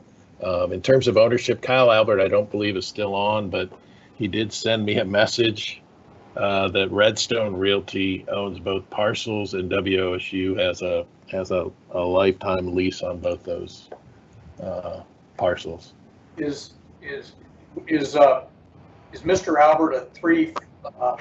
We've got. I've been told we got a 348 and a 563 number that has just entered the meeting, and both are muted. Is it either of those, Mr. Albert? You know? Yes, I apologize, Mr. Chairman. I have rejoined. I was disconnected. I had a little trouble getting on, but I am back on the call now. Yeah, well, it's technology.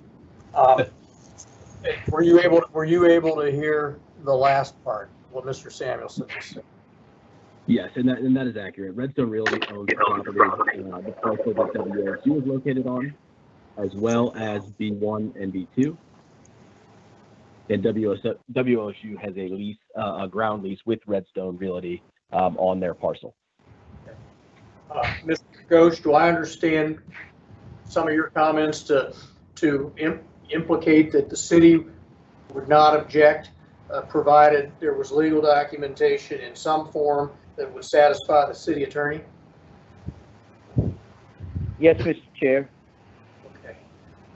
Marshall Sanders, what's the position of Columbus Fire?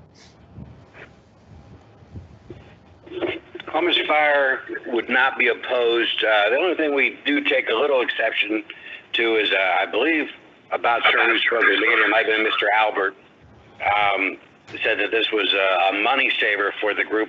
This is $104,754,000 project, and the total impact is about $314,000 for additional generators for each building. So for a $104 million project, I don't think that money should be brought up as the issue.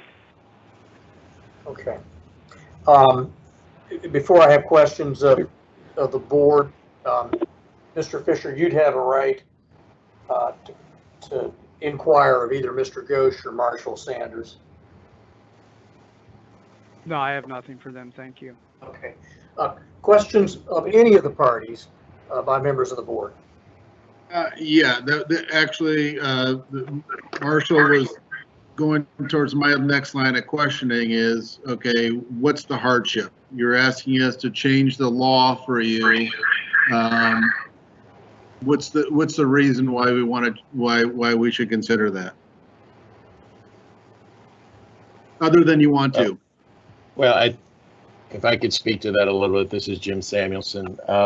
We are in the process on building A in this group of placing a generator inside the footprint of the building, which has a number of technical challenges to place a generator inside the building. I mean, this is an urban environment where we're going basically right away to right away with buildings to create a streetscape here.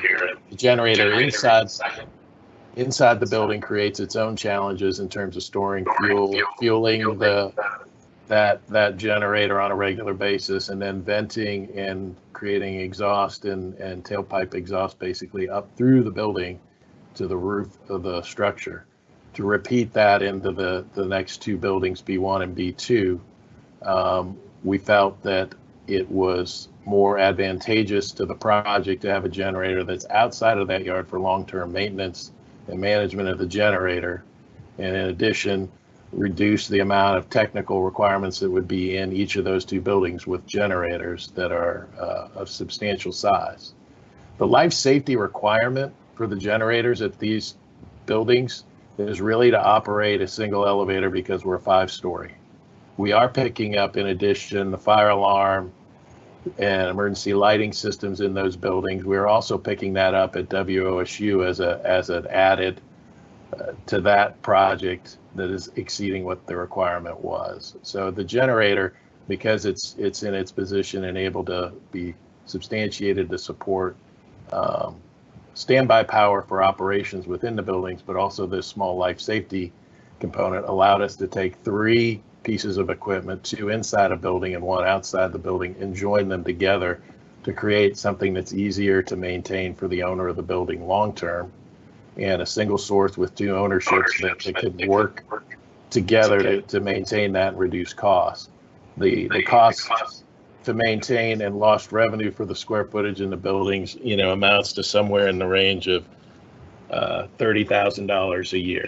Doesn't seem like a lot, but it is for the life of the building.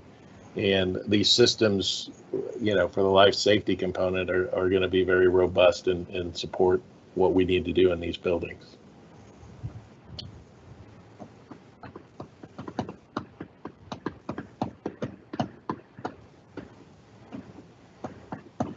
Well, Mr. Chair, Paul Began, here's what I'm not really big on just doing it because it's something that we want to do. I agree with the assessment. I think the approach actually makes some sense of having the generators outside.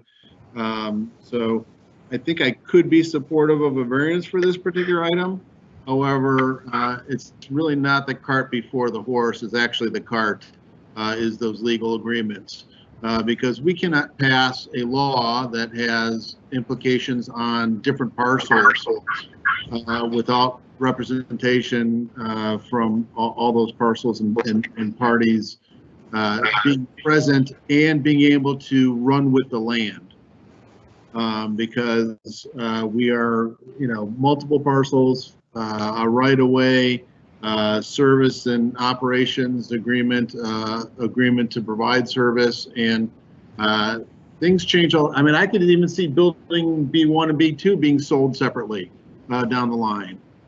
So those agreements between each of the buildings and the parcels and how that works, I think we do need to see a draft of those agreements in place, and a general review by the city to agree that they cover everything that they and the city attorney can think of, because we cannot condition all of those things here as a variance, and those things are important to the variance.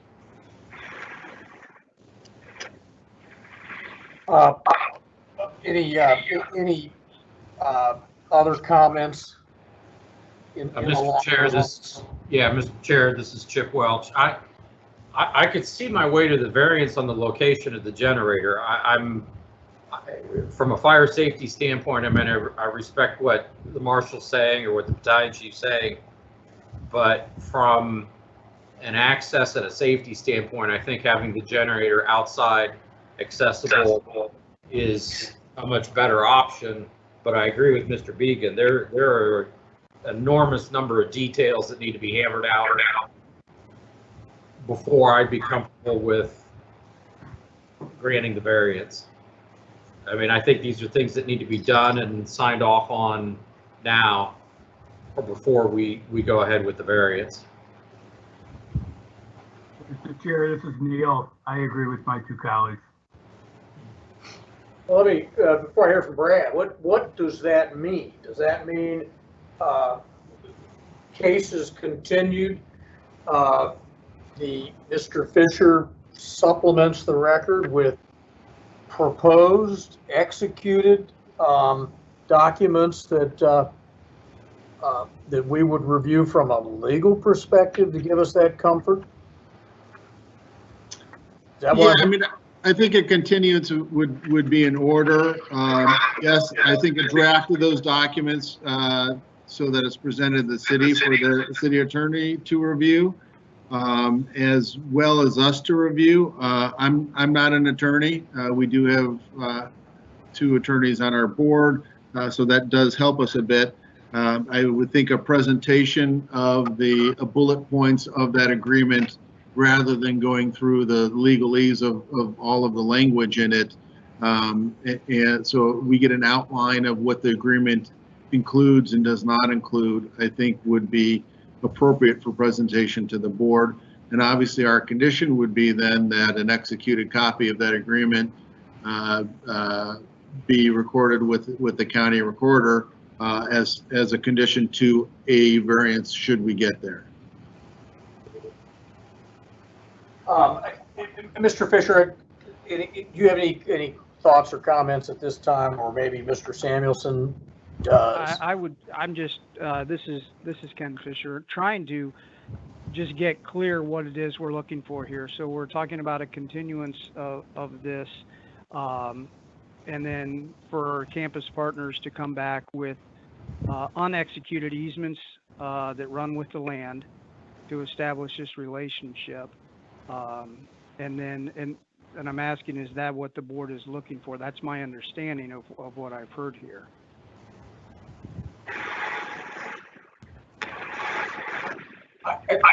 I think that is, I don't think, I think I heard at least Mr. Began say doesn't necessarily expect execution. but we could condition execution in the variance that would be forthcoming. Gentlemen, meaning board members, do you concur? Yes. Yes, Mr. Chair.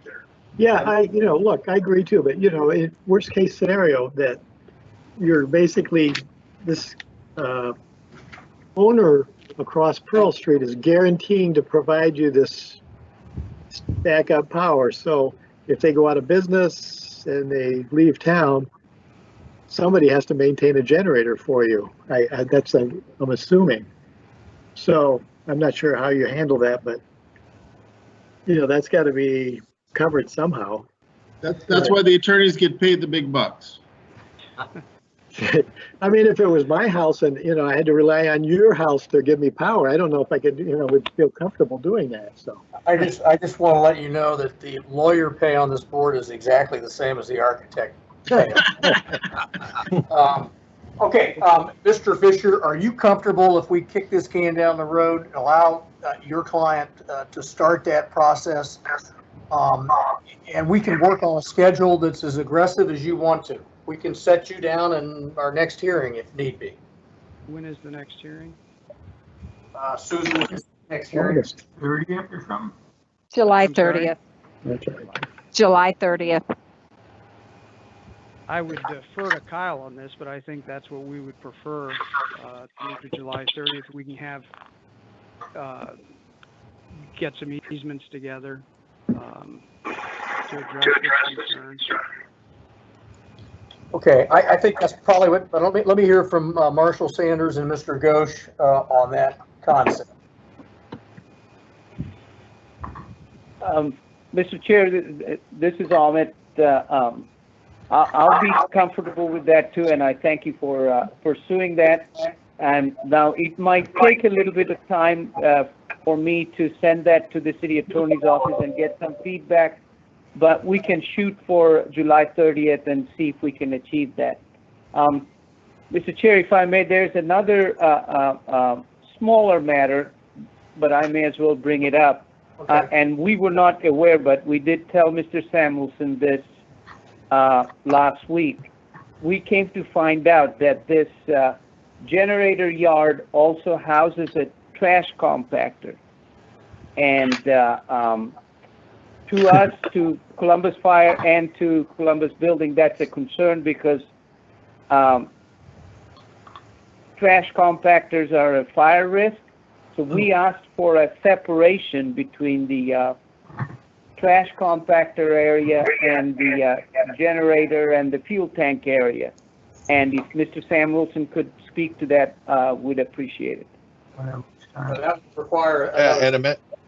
Go ahead.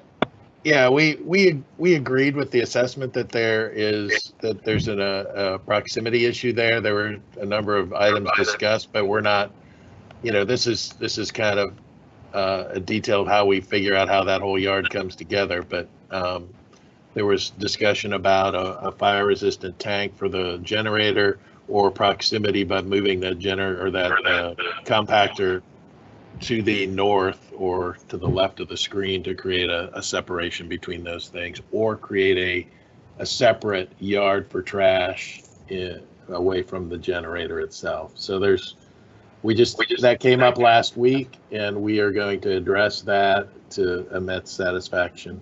Okay. Is the intent. Okay. Thank you, Mr. Chair. And I guess I am now moving this thing because I think we may be getting knocked off here soon. Assuming nothing further from Mr. Fisher, nothing further from Mr. Ghosh, and nothing further from Marshall Sanders. If there is, say your piece now. Otherwise, I'd entertain a motion to continue this. So moved, Mr. Chair. Chip Welch. Motion has been made by Mr. Welch. Do we have a second? Second, Mr. Chair, Neil Gehring. Okay. All those in favor of continuing this matter, and by the way, we can continue this matter. We can set it down for the 30th. If that becomes too aggressive with the city attorney, we'll deal with that. But motion's been made, it's been seconded. All those in favor say aye. Aye. Aye.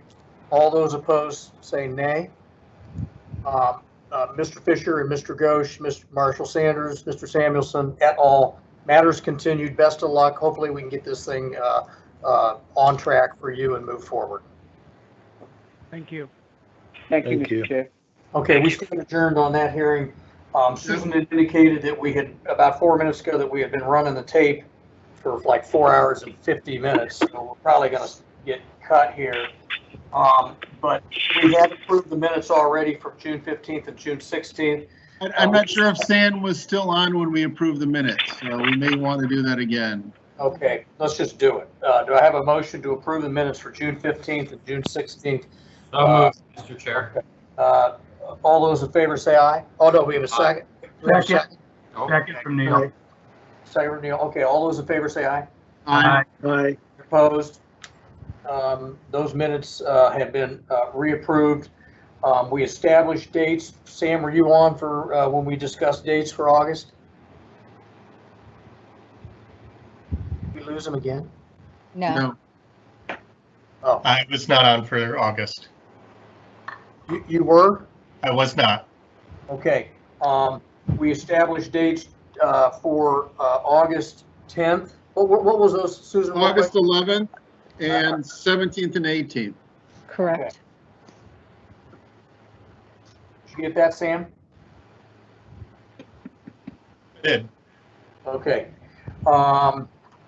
If there's no new, well, do we have a motion to approve compensation and preparation for the board members for today, which is July 7th? So moved, Mr. Chair. Neil Kern. Do we have a second? Second, Mr. Chair, Chip Welch. All those in favor say aye. Aye. Aye. Any opposed? Motion for our prep and comp time has been approved. Hearing no new business, at least at this point in time, I'd entertain a motion to adjourn. So moved, Mr. Chair. Neil. Is there a second? Second. Okay, all those in favor say aye. Aye. Any opposed, say nay. We stand adjourned subject to the sunshine announcement here that our next meeting will be Thursday, July 30th, 2020 at 12:30 p.m. Thanks, gentlemen. Susan, everybody have a good, Sam, everybody have a good day. Quick question, do we want to end the live event and can we have a discussion about the legislation? If people have a few moments, is that something we have to do on record or can we have that discussion after we end the live event? I don't know whether that has to be done on a public record basis. So, I mean, but I don't know the answer to your question about whether or not we can end the live meeting and the tape will still roll. The tape won't roll. We will still be connected, however. Okay, so you're saying that ending the live meeting is the 5-hour track? That is correct. Um, We could stay connected, however, and have a Okay. discussion. That's not being recorded. That was the question. Okay, so Chip, Neil, Brad, are you comfortable doing that? Yeah, Sure.